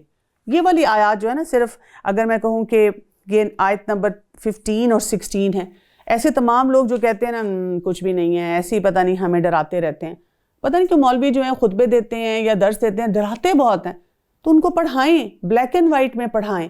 ان سے کہیں کہ جو بھی قرآن کا نسخہ آپ کے پاس، مصحف آپ کے پاس پڑھا ہوا ہے، ٹرانسلیشن آپ کے پاس پڑھی ہوئی ہے، یہ ایسی آیات پڑھ لیں. آپ کے سامنے سب کچھ آ جائے گا. کلیئرٹی سے بتا دیا گیا ہے کہ جو ایمان لانے والا ہے اس کا نتیجہ کیا ہے، اور جو غلط کام کرنے والا ہے وہ کہاں پر ہوگا. فَسُبْحَانَ اللَّهِ حِينَ تُمْسُونَ وَحِينَ تُصْبِحُونَ. بس اللہ کی تسبیح پڑھا کرو جبکہ تم صبح شام کرو اور صبح کرو. کون سی تسبیحات کی یہاں بات ہو رہی ہے؟ یعنی یہاں پر یہ بتایا جا رہا ہے کہ صبح اور شام کا وقت جو ہوتا ہے وہ اللہ کی حفاظت میں آنے کا وقت ہوتا ہے. تو یہاں پہ جب انسان بہت پریشان ہوتا ہے، شیطانی وسوسے ہیں، نظر ہے، اپنی بہت سے نفس کی جو ہیں وہ شر ہوتے ہیں، فکریں ہوتی ہیں، ان سب میں انسان کہتا ہے کہ اچھا میں کئی دفعہ کام میں اتنی بزی ہو جاتی ہوں کہ یاد ہی نہیں رہتا اس وقت یہ پڑھنا تھا، یہ کرنا تھا. تو ایک ہمیں بڑا امپورٹنٹ نسخہ یہاں دیا جا رہا ہے کہ صبح شام کے اذکار پڑھے جائیں، صبح شام اللہ تعالیٰ کی حفاظت میں آ جایا جائے. اور اس کے لیے کیا ہے، بہت سی ایپس آپ کو مل جائیں گی، آپ کو کتابیں مل جائیں گی دعاؤں کی. آپ کسی بھی اوتھینٹک سٹور پہ جائیں، ان سے کہیں کہ صبح شام کے جو اذکار پڑھنے والے ہیں وہ مجھے دے دیں. خود سے خود ساختہ چیز نہ نکالیں. اور اس میں کیا ہے، فجر کی نماز اور اس کے ساتھ وہ اذکار پڑھ لیے، اور اس کے ساتھ شام کو یعنی کہ آپ نے عصر کی نماز پڑھی اور اس کے بعد عصر اور مغرب کے درمیان کا جو وقت ہے اس میں وہ اذکار پڑھ لیے. تمام تعریفوں کے لائق آسمان و زمین میں صرف وہی ہے، اور تیسرے پہر کو اور ظہر کے وقت بھی اس کی پاکیزگی بیان کرو. کیا کہا جا رہا ہے؟ وَلَا الْحَمْدُ فِي السَّمَاوَاتِ وَالْأَرْضِ وَعَشِيًّا وَحِينَ تُظْهِرُونَ. یعنی یہاں پہ ہمیں وہ تمام اوقات بتائے جا رہے ہیں جب ہمیں اسپریچول بریک لینے کی ضرورت ہے، کہ تھم جائیں، رک جائیں اور تسبیحات کریں، اللہ کو یاد کریں. اور وہی زندہ کو مردہ سے اور مردہ کو زندہ سے نکالتا ہے، اور وہی زمین کو اس کی موت کے بعد زندہ کرتا ہے، اس طرح تم بھی نکالے جاؤ گی. اس کے بعد ہم جو آیات دیکھیں گے بہت ہی خوبصورت ہیں، اور ہر آیت کے شروع میں کہا جائے گا وَمِنْ آیَاتِهِ، اور اللہ کی نشانیوں کی بات کی جائے گی، اللہ کی آیات کی بات کی جائے گی. یعنی بہت سے لوگ جب کہتے ہیں کہ میرا دل تو چاہتا ہے کہ میں اچھا مسلمان بنوں، اللہ تعالیٰ کے ساتھ میرا کنیکشن بھی اچھا ہو، لیکن سمجھ نہیں آتا کہ کیسے تمام کام کرنے ہیں، یہ کس طرح سے ہوگا. تو یہاں پر ہمیں بہت سارے انڈیکیشنز مل رہے ہیں کہ جب ہم اپنے لائف سٹائل میں اللہ تعالیٰ کی یاد کو، اللہ تعالیٰ کے احکامات کو انٹیگریٹ کریں گے، یعنی ہمیں جب یہ سمجھ ہوگی کہ ہمارا دین کیا بتا رہا ہے، کہ یہ نہیں ہے کہ ہم تھوڑی دیر کے لیے مسلمان ہیں اور اس کے بعد پھر ہمارا وہی back to the lifestyle, یہ نہیں ہے کہ جو اب دل چاہ رہا ہے کرو، اب آپ پارٹیز کرو، اب آپ انجوائے کرو. ہم نے جو کچھ بھی کرنا ہے اس کو اسی طرح سے کرنا ہے جیسے ایک مسلمان کو ہر وقت کرنا چاہیے. جیسے ایک جو کسی ڈیوٹی پہ آفیسر ہوتا ہے وہ ہر وقت اپنی یونیفارم میں الرٹ بیٹھا ہوتا ہے کہ کسی وقت بھی مجھے کال آ سکتی ہے اور مجھے وہاں پہ پہنچنا ہے. اسی طرح سے ہمیں یہ یاد رکھنا ہے کہ ہم اللہ کے بندے، اللہ کے عبد، ہر وقت اس ڈیوٹی پہ حاضر ہیں جو بھی معاملہ ہو. تو ان آیات کو سمجھتے ہیں. آیت نمبر 20 سے دیکھیے، وَمِنْ آیَاتِهِ، اور اللہ کی نشانیوں میں سے ہے کہ اس نے تم کو مٹی سے پیدا کیا، پھر آپ انسان بن کر چلتے پھرتے ہو. اب آپ دیکھیں پہلی نشانی کیا ہے؟ ہماری پیدائش، اپنی پیدائش پہ غور و فکر کرنا، اور اپنے گھر میں بھی اور بچے پیدا ہوتے ہیں ان پہ بھی غور و فکر کرنا کہ کیسے یہ بچہ پیدا ہوا، کیسے یہ دنیا میں آیا۔ یعنی اللہ کی شان نظر آتی ہے جب ہم بچوں کے بارے میں سوچتے ہیں، بچوں کو دیکھتے ہیں، بچوں کے ریفلیکسز کو دیکھ لیں۔ کچھ 40-50 تو ان کو پیدا ہوتے ساتھ ہی ریفلیکسز دے دیے جاتے ہیں کہ انہوں نے اپنے سروائیور کے لیے کیا کچھ کرنا ہے۔ بچہ کہاں سے سیکھ کر یہ سب کچھ آیا؟ اتنی تہوں میں سے نکلتا ہے، اتنے پانی میں سے نکلتا ہے۔ اسی بچے کو اگر ابھی آپ ایک بالٹی میں ڈالیں تو وہ ڈوب جائے گا اور وہ مر جائے گا، لیکن اتنے پانی میں سے جو نکل کر آتا ہے اور وہ بالکل ٹھیک ہوتا ہے، وہ سانس لینا شروع کر دیتا ہے۔ وہ بچہ جس کو آرام سے سب گھر والے اٹھاتے ہیں کہ ہائی اس کو کوئی کچھ کہے نہ، کچھ ہاتھ نہ لگے، کچھ اسے ہو نہ جائے، لیکن جب پیدا ہوتا ہے تو ڈاکٹر اس کو زور زور سے تھپڑ لگاتے ہیں کہ یہ روئے، اور اس کو کوئی خون نہیں نکلتا، کوئی اسے نقصان نہیں پہنچتا، کوئی اس کی ہڈی نہیں ٹوٹتی۔ یہ کیا سسٹم ہے جو اللہ تعالیٰ نے ہمیں بنا کے دیا ہے؟ یہ اللہ کی نشانیوں میں سے نشانی نہیں ہے کہ اس پہ غور و فکر کیا جائے، لیکن ہم کیوں غور و فکر نہیں کرتے؟ یا تو ہم یہ خوشیاں منا رہے ہیں کہ بیٹا ہے یا بیٹی ہے، مٹھائیاں بانٹ رہے ہیں، لوگوں کو اطلاع دے رہے ہیں، لیکن غور کرنے کا ٹائم نہیں ہے کہ اللہ کی نشانی اس میں کیا ہے۔ اگلی نشانی دیکھیے، وَمِنْ آیَاتِهِ، اور اس کی نشانیوں میں سے ہے کہ تمہاری ہی جنس سے زوج پیدا کیے تاکہ تم آرام پاؤ، اور اس نے تمہارے درمیان محبت اور ہمدردی قائم کر دی۔ یقیناً غور و فکر کرنے والوں کے لیے اس میں بہت سی نشانیاں ہیں۔ بہت خوبصورت یہ آیت ہے جس میں ہمیں یہ خاص طور پہ پتہ چلتا ہے کہ شوہر اور بیوی کا تعلق کیسا ہونا چاہیے۔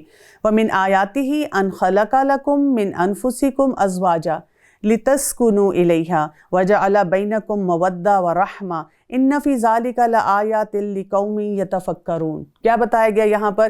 اس نشانی میں کیا ہے کہ 3 چیزیں موجود ہونی چاہیے اس شادی شدہ سسٹم میں۔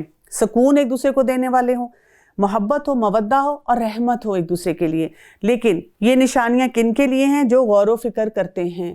ہم کس چیز پہ غور و فکر کر رہے ہیں؟ ہم تو لڑکا اپنے سسٹم پہ غور و فکر کر رہا ہے کہ مجھے اس شادی شدہ زندگی میں کیا ملا، لڑکی اپنے پر غور و فکر کر رہی ہے کہ مجھے یہاں پر کیا ملا، یا غور و فکر یہ ہو رہا ہے کہ اور کپلز کیا کچھ کر رہے ہیں، یا غور و فکر یہ ہو رہا ہے کہ میکے اور سسرال میں سے کس کی چوائس کرنی ہے، کس کی بات سننی ہے، یا قابو کیسے کرنا ہے۔ یعنی ان باتوں پہ ہم غور و فکر کر رہے ہوتے ہیں جو بالکل مقصد سے ہٹے ہوئے ہیں۔ اس کے بعد ہم دیکھتے ہیں اگلی آیت آتی ہے، وَمِنْ آیَاتِهِ۔ اگلی آیت کیا کہہ رہی ہے؟ اور اس کی قدرت کی نشانیوں میں سے آسمان اور زمین کی پیدائش اور تمہاری زبانوں اور رنگوں کا اختلاف بھی ہے، دانش مندوں کے لیے اس میں بھی بہت نشانیاں ہیں۔ إِنَّ فِي ذَلِكَ لَآيَاتٍ لِلْعَالِمِينَ، کہ اب کیا بتایا جا رہا ہے کہ اس میں بھی بہت سی نشانیاں ہیں۔ کیا ہے؟ اب آپ دیکھیں کہ یہاں پر زمین اور آسمان کی پیدائش کی بات کی اور رنگوں کی بات کی۔ ہمیں اگر رنگ کی فکر ہے تو یہ کہ ہم نے گورے ہونا ہے، کوئی ایسی کریم لگانی ہے، کوئی ایسے کاسمیٹکس استعمال کرنے ہیں کہ پوری شکل بدل جائے، اور اس پہ بڑا فخر کرنا ہے کہ دیکھیں مجھے کیسی کانٹورنگ آتی ہے اور کیسے کیسے طریقے آتے ہیں میک اپ کے جس سے میں اپنی شکل کو کہاں سے کہاں پہنچا دوں۔ ایسی کاسمیٹک سرجری کرانی ہے۔ نہ کائنات پہ غور و فکر ہے اور نہ ہی اللہ تعالیٰ نے جو رنگ بنائے ہیں ان کی حقیقتوں کو ہم نے سمجھنا ہے۔ اس کے بعد پھر آ رہا ہے وَمِنْ آیَاتِهِ، اور اس کی نشانیوں میں سے ہے تمہاری راتوں اور دن کی نیند میں اور اس کے فضل کو تمہارا تلاش کرنا، اور جو لوگ سننے کے عادی ہیں ان کے لیے اس میں بہت سی نشانیاں ہیں۔ یعنی رات اور دن کی نشانیاں اور سونے کی نشانی، اس کو سمجھنا۔ اب آپ دیکھیں ہم نے تو اپنی نیندوں کی کوئی حفاظت ہی نہیں کی، جب دل چاہتا ہے سو گئے، جب دل چاہتا ہے اٹھ گئے، رات اور دن کی ہم نے تفریق کو ختم کر دیا، تو وہ نشانی ہمیں کہاں نظر آئے گی؟ وَمِنْ آیَاتِهِ، اور اس کی نشانیوں میں سے ایک یہ بھی ہے کہ وہ تمہیں ڈرانے اور امیدوار بنانے کے لیے بجلیاں دکھاتا ہے اور آسمان سے بارش برساتا ہے اور اس سے مردہ زمین کو زندہ کرتا ہے، اور اس میں بھی عقل مند لوگوں کے لیے بہت سی نشانیاں ہیں۔ إِنَّ فِي ذَلِكَ لَآيَاتٍ لِقَوْمٍ يَعْقِلُونَ، عقل والوں کے لیے نشانیاں ہیں۔ لیکن ہماری عقل کس میں ہوتی ہے؟ ہم نے تو جیسے ہی دیکھا کہ جی موسم ہو رہا ہے اچھا، بادل آ رہے ہیں، لانگ ڈرائیو، کافی، پکوڑے، پکوان، ہم نے کہاں غور و فکر کیا؟ ہم نے اللہ تعالیٰ کی آیات کو کہاں سے دیکھا؟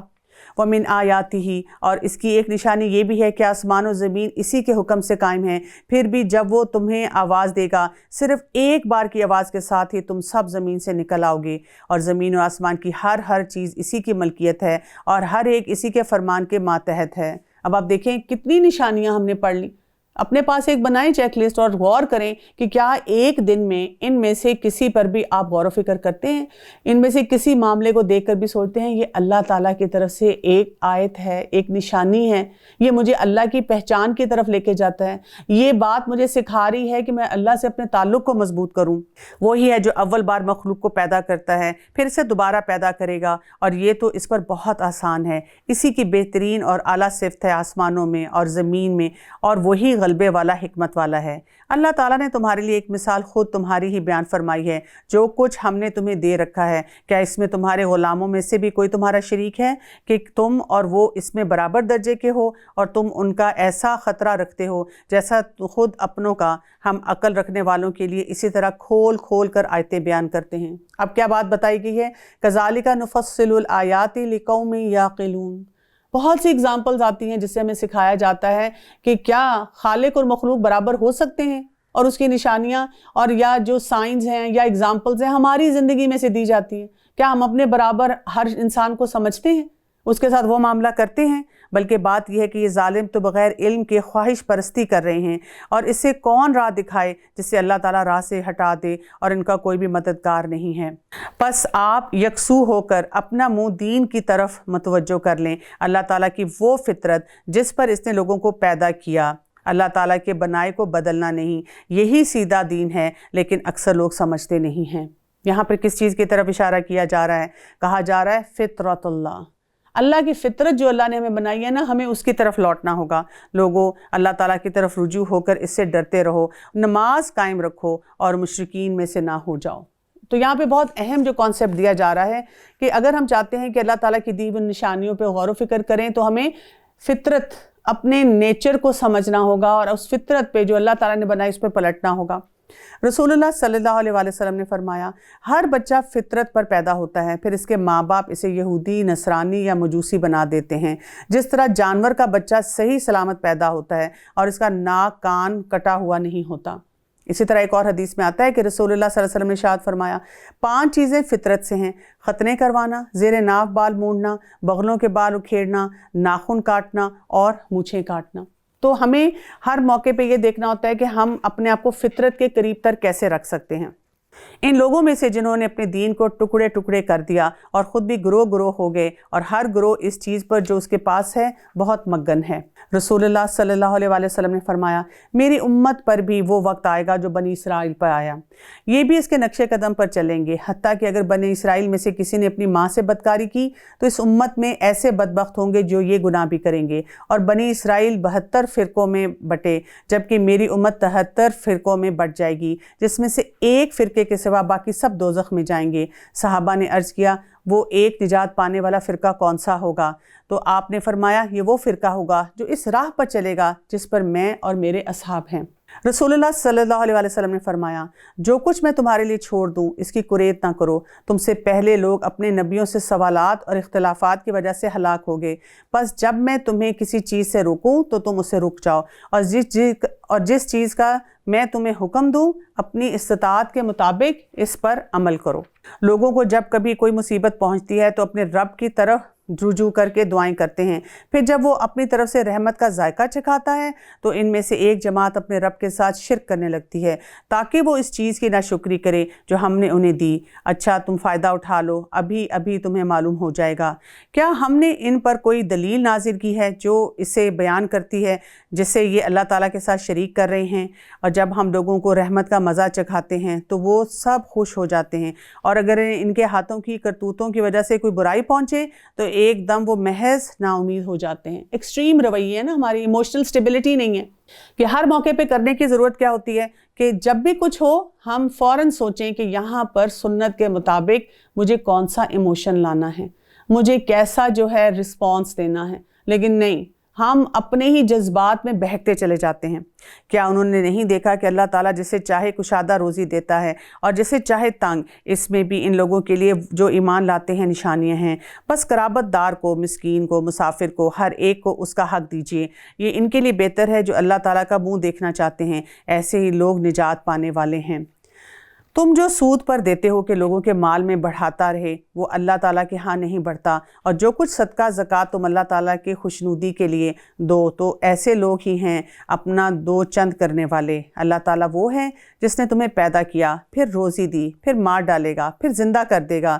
بتاؤ تمہارے شریکوں میں سے کوئی بھی ایسا ہے جو ان میں سے کچھ بھی کر سکتا ہو؟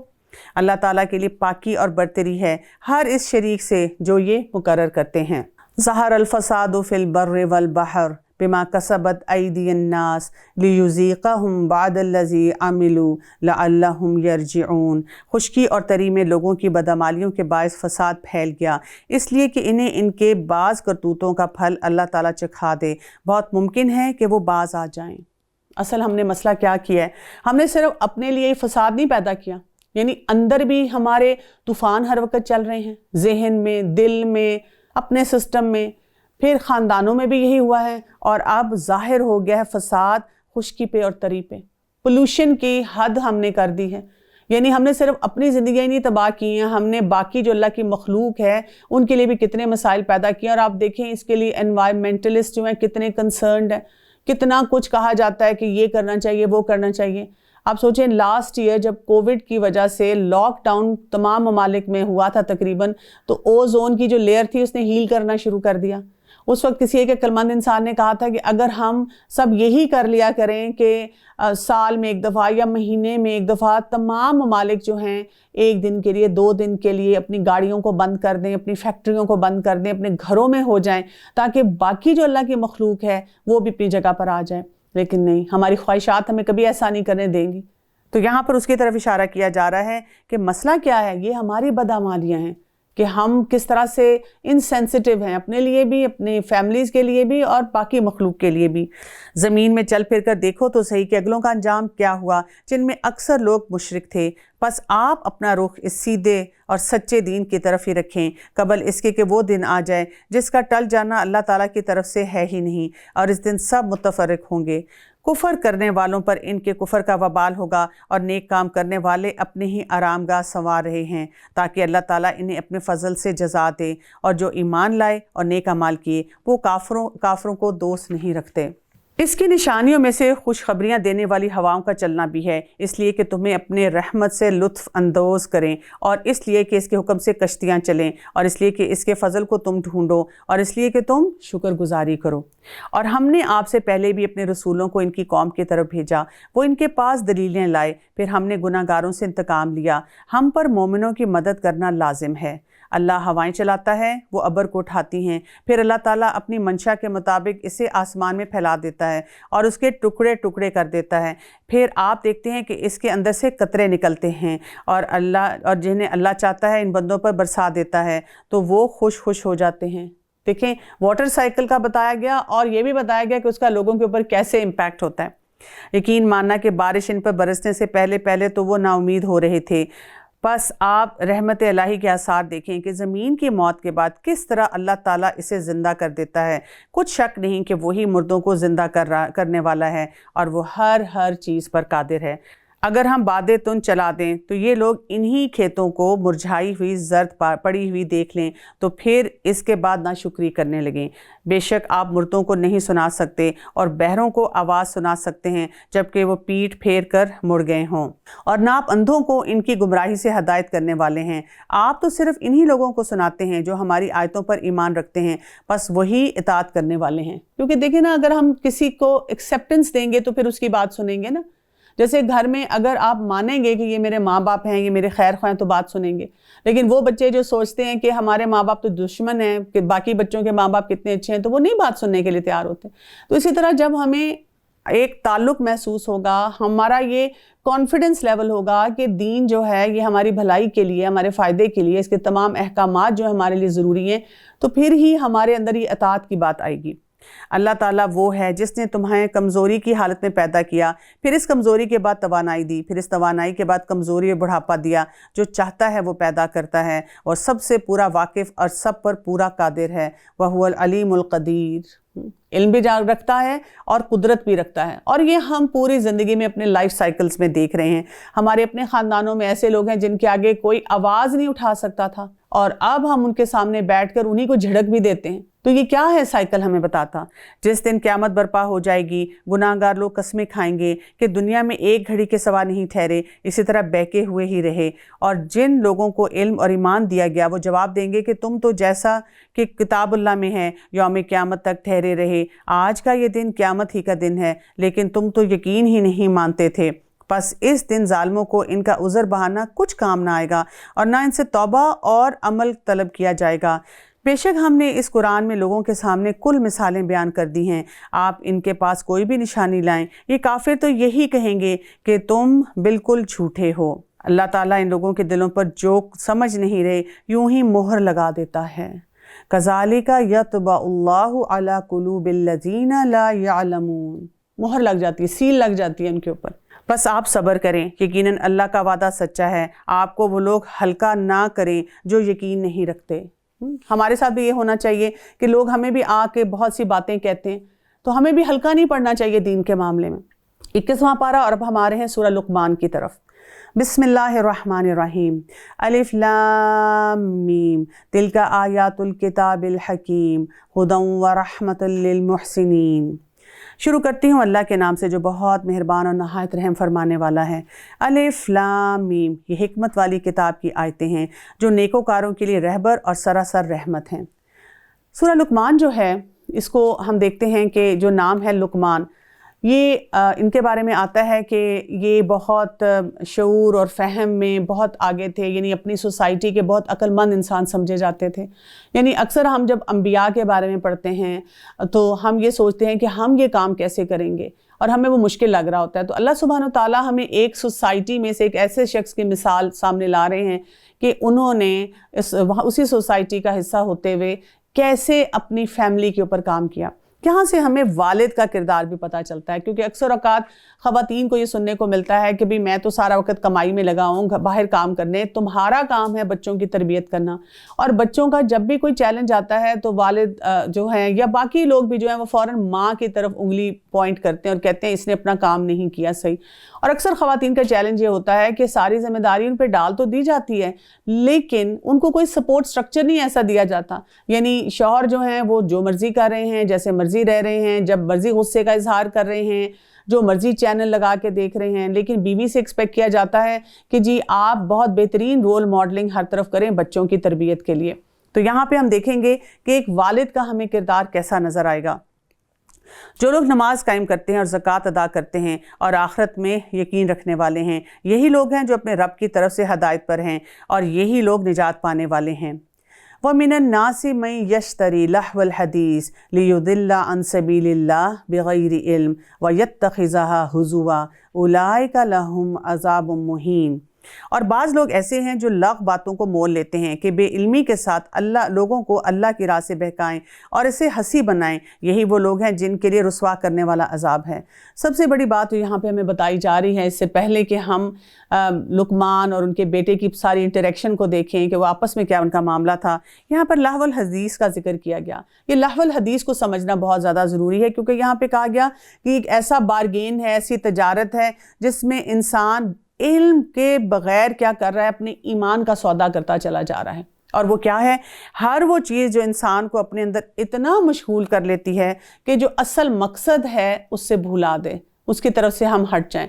اور ہم یہ دیکھتے ہیں کہ اس کی ڈیفینیشن میں جو آتا ہے، جیسے صحابہ کرام بھی بتایا کرتے تھے کہ جس میں گانا بجانا بھی آ رہا ہے، فکشن آ رہا ہے، موویز ہیں، تھیٹر ہے۔ کیونکہ اگر ہم اس کے تھوڑا شان نزول دیکھیں تو ایک شخص تھا جو بہت بڑا بزنس مین تھا اس دور کا، نضر بن حارث، اور وہ کیا کرتا تھا، اس کی بہت ٹریولنگ تھی، بہت ممالک میں جاتا تھا، اور اس کے دل میں کڑن یہ تھی کہ جب دین کا پیغام رسول اللہ صلی اللہ علیہ وسلم وہاں لوگوں کو دے رہے تھے تو لوگ اسلام کے دائرے میں جا رہے تھے، اور اس کو سمجھ نہیں آتی تھی کہ وہ کیسے روکے، کیونکہ اور طریقوں سے ڈائریکٹلی روک کے دیکھ لیا لیکن لوگ رک نہیں رہے تھے۔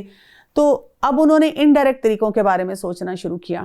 اور ایک دفعہ وہ کہیں پہ سفر پہ تھا تو وہاں پہ اس نے دیکھا کہ وہاں پہ گانے بجانے والی خواتین تھیں، کچھ میوزیکل انسٹرومنٹس تھے، تو اس نے وہ خریدے اور وہ لے کر وہاں آیا، اور مکہ میں آ کے لوگوں کو کہتا ہے کہ محمد صلی اللہ علیہ وسلم تمہیں ایسی باتیں بتاتے ہیں جو بہت بوجھل ہیں، تمہیں تمہارے خاندانوں سے کاٹتی ہیں، تمہیں ایسے راستے کی طرف لے کے جاتے ہیں جو بہت مشکل ہے، اور میں تمہیں ایک سورس آف انٹرٹینمنٹ دے رہا ہوں تاکہ تم انجوائے بھی کرو۔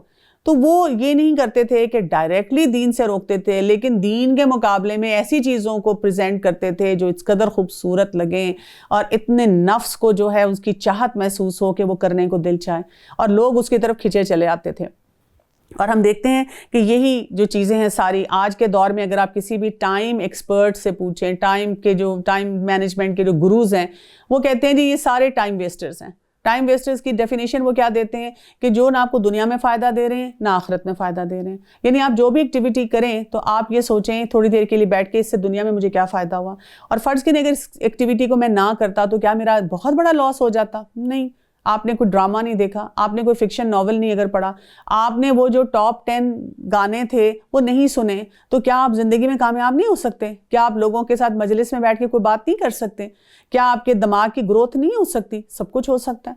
تو یہاں سے ہمیں پتہ چلتا ہے کہ لہو الحدیث سے اپنے آپ کو بچانا بہت زیادہ ضروری ہے، اور اس میں انسان کب الجھتا ہے؟ بغیر علم، جب علم نہیں ہوتا انسان کے پاس، اس کی حقیقت کو نہیں سمجھتا۔ اور دوسری بات کیا ہے؟ اس کو ہنسی مذاق بنا لینا، کہ اگر کوئی انسان اس کے بارے میں کوئی بات کہنا چاہے یا دین کوئی ویسے انسان ہنسی مذاق بنا لیتا ہے جب ایسی چیزوں میں الجھنا شروع ہو جاتا ہے۔ اور اسی لیے کہا گیا کہ ایسے لوگوں کے لیے بہت دردناک عذاب ہے۔ جب ان کے سامنے ہماری آیتیں تلاوت کی جاتی ہیں تو تکبر کرتے ہوئے اس طرح منہ پھیر لیتا ہے گویا اس نے سنا ہی نہ ہو، گویا کہ اس کے دونوں کانوں میں ڈانٹ لگے ہوئے ہوں۔ آپ اسے دردناک عذاب کی خبر سنا دیجئے، کیونکہ جو انسان لہو الحدیث میں الجھ جائے گا نا، اور آپ اس کو کہیں آؤ جی تلاوت سنتے ہیں، آؤ جی درس پہ چلتے ہیں، تو وہ وہاں پر ایسے بیٹھے گا، اس کو لگے گا اف اللہ کیا ہے، بوریت ہے۔ وہ ایسے باقاعدہ ایکسپریشن دیتے ہیں۔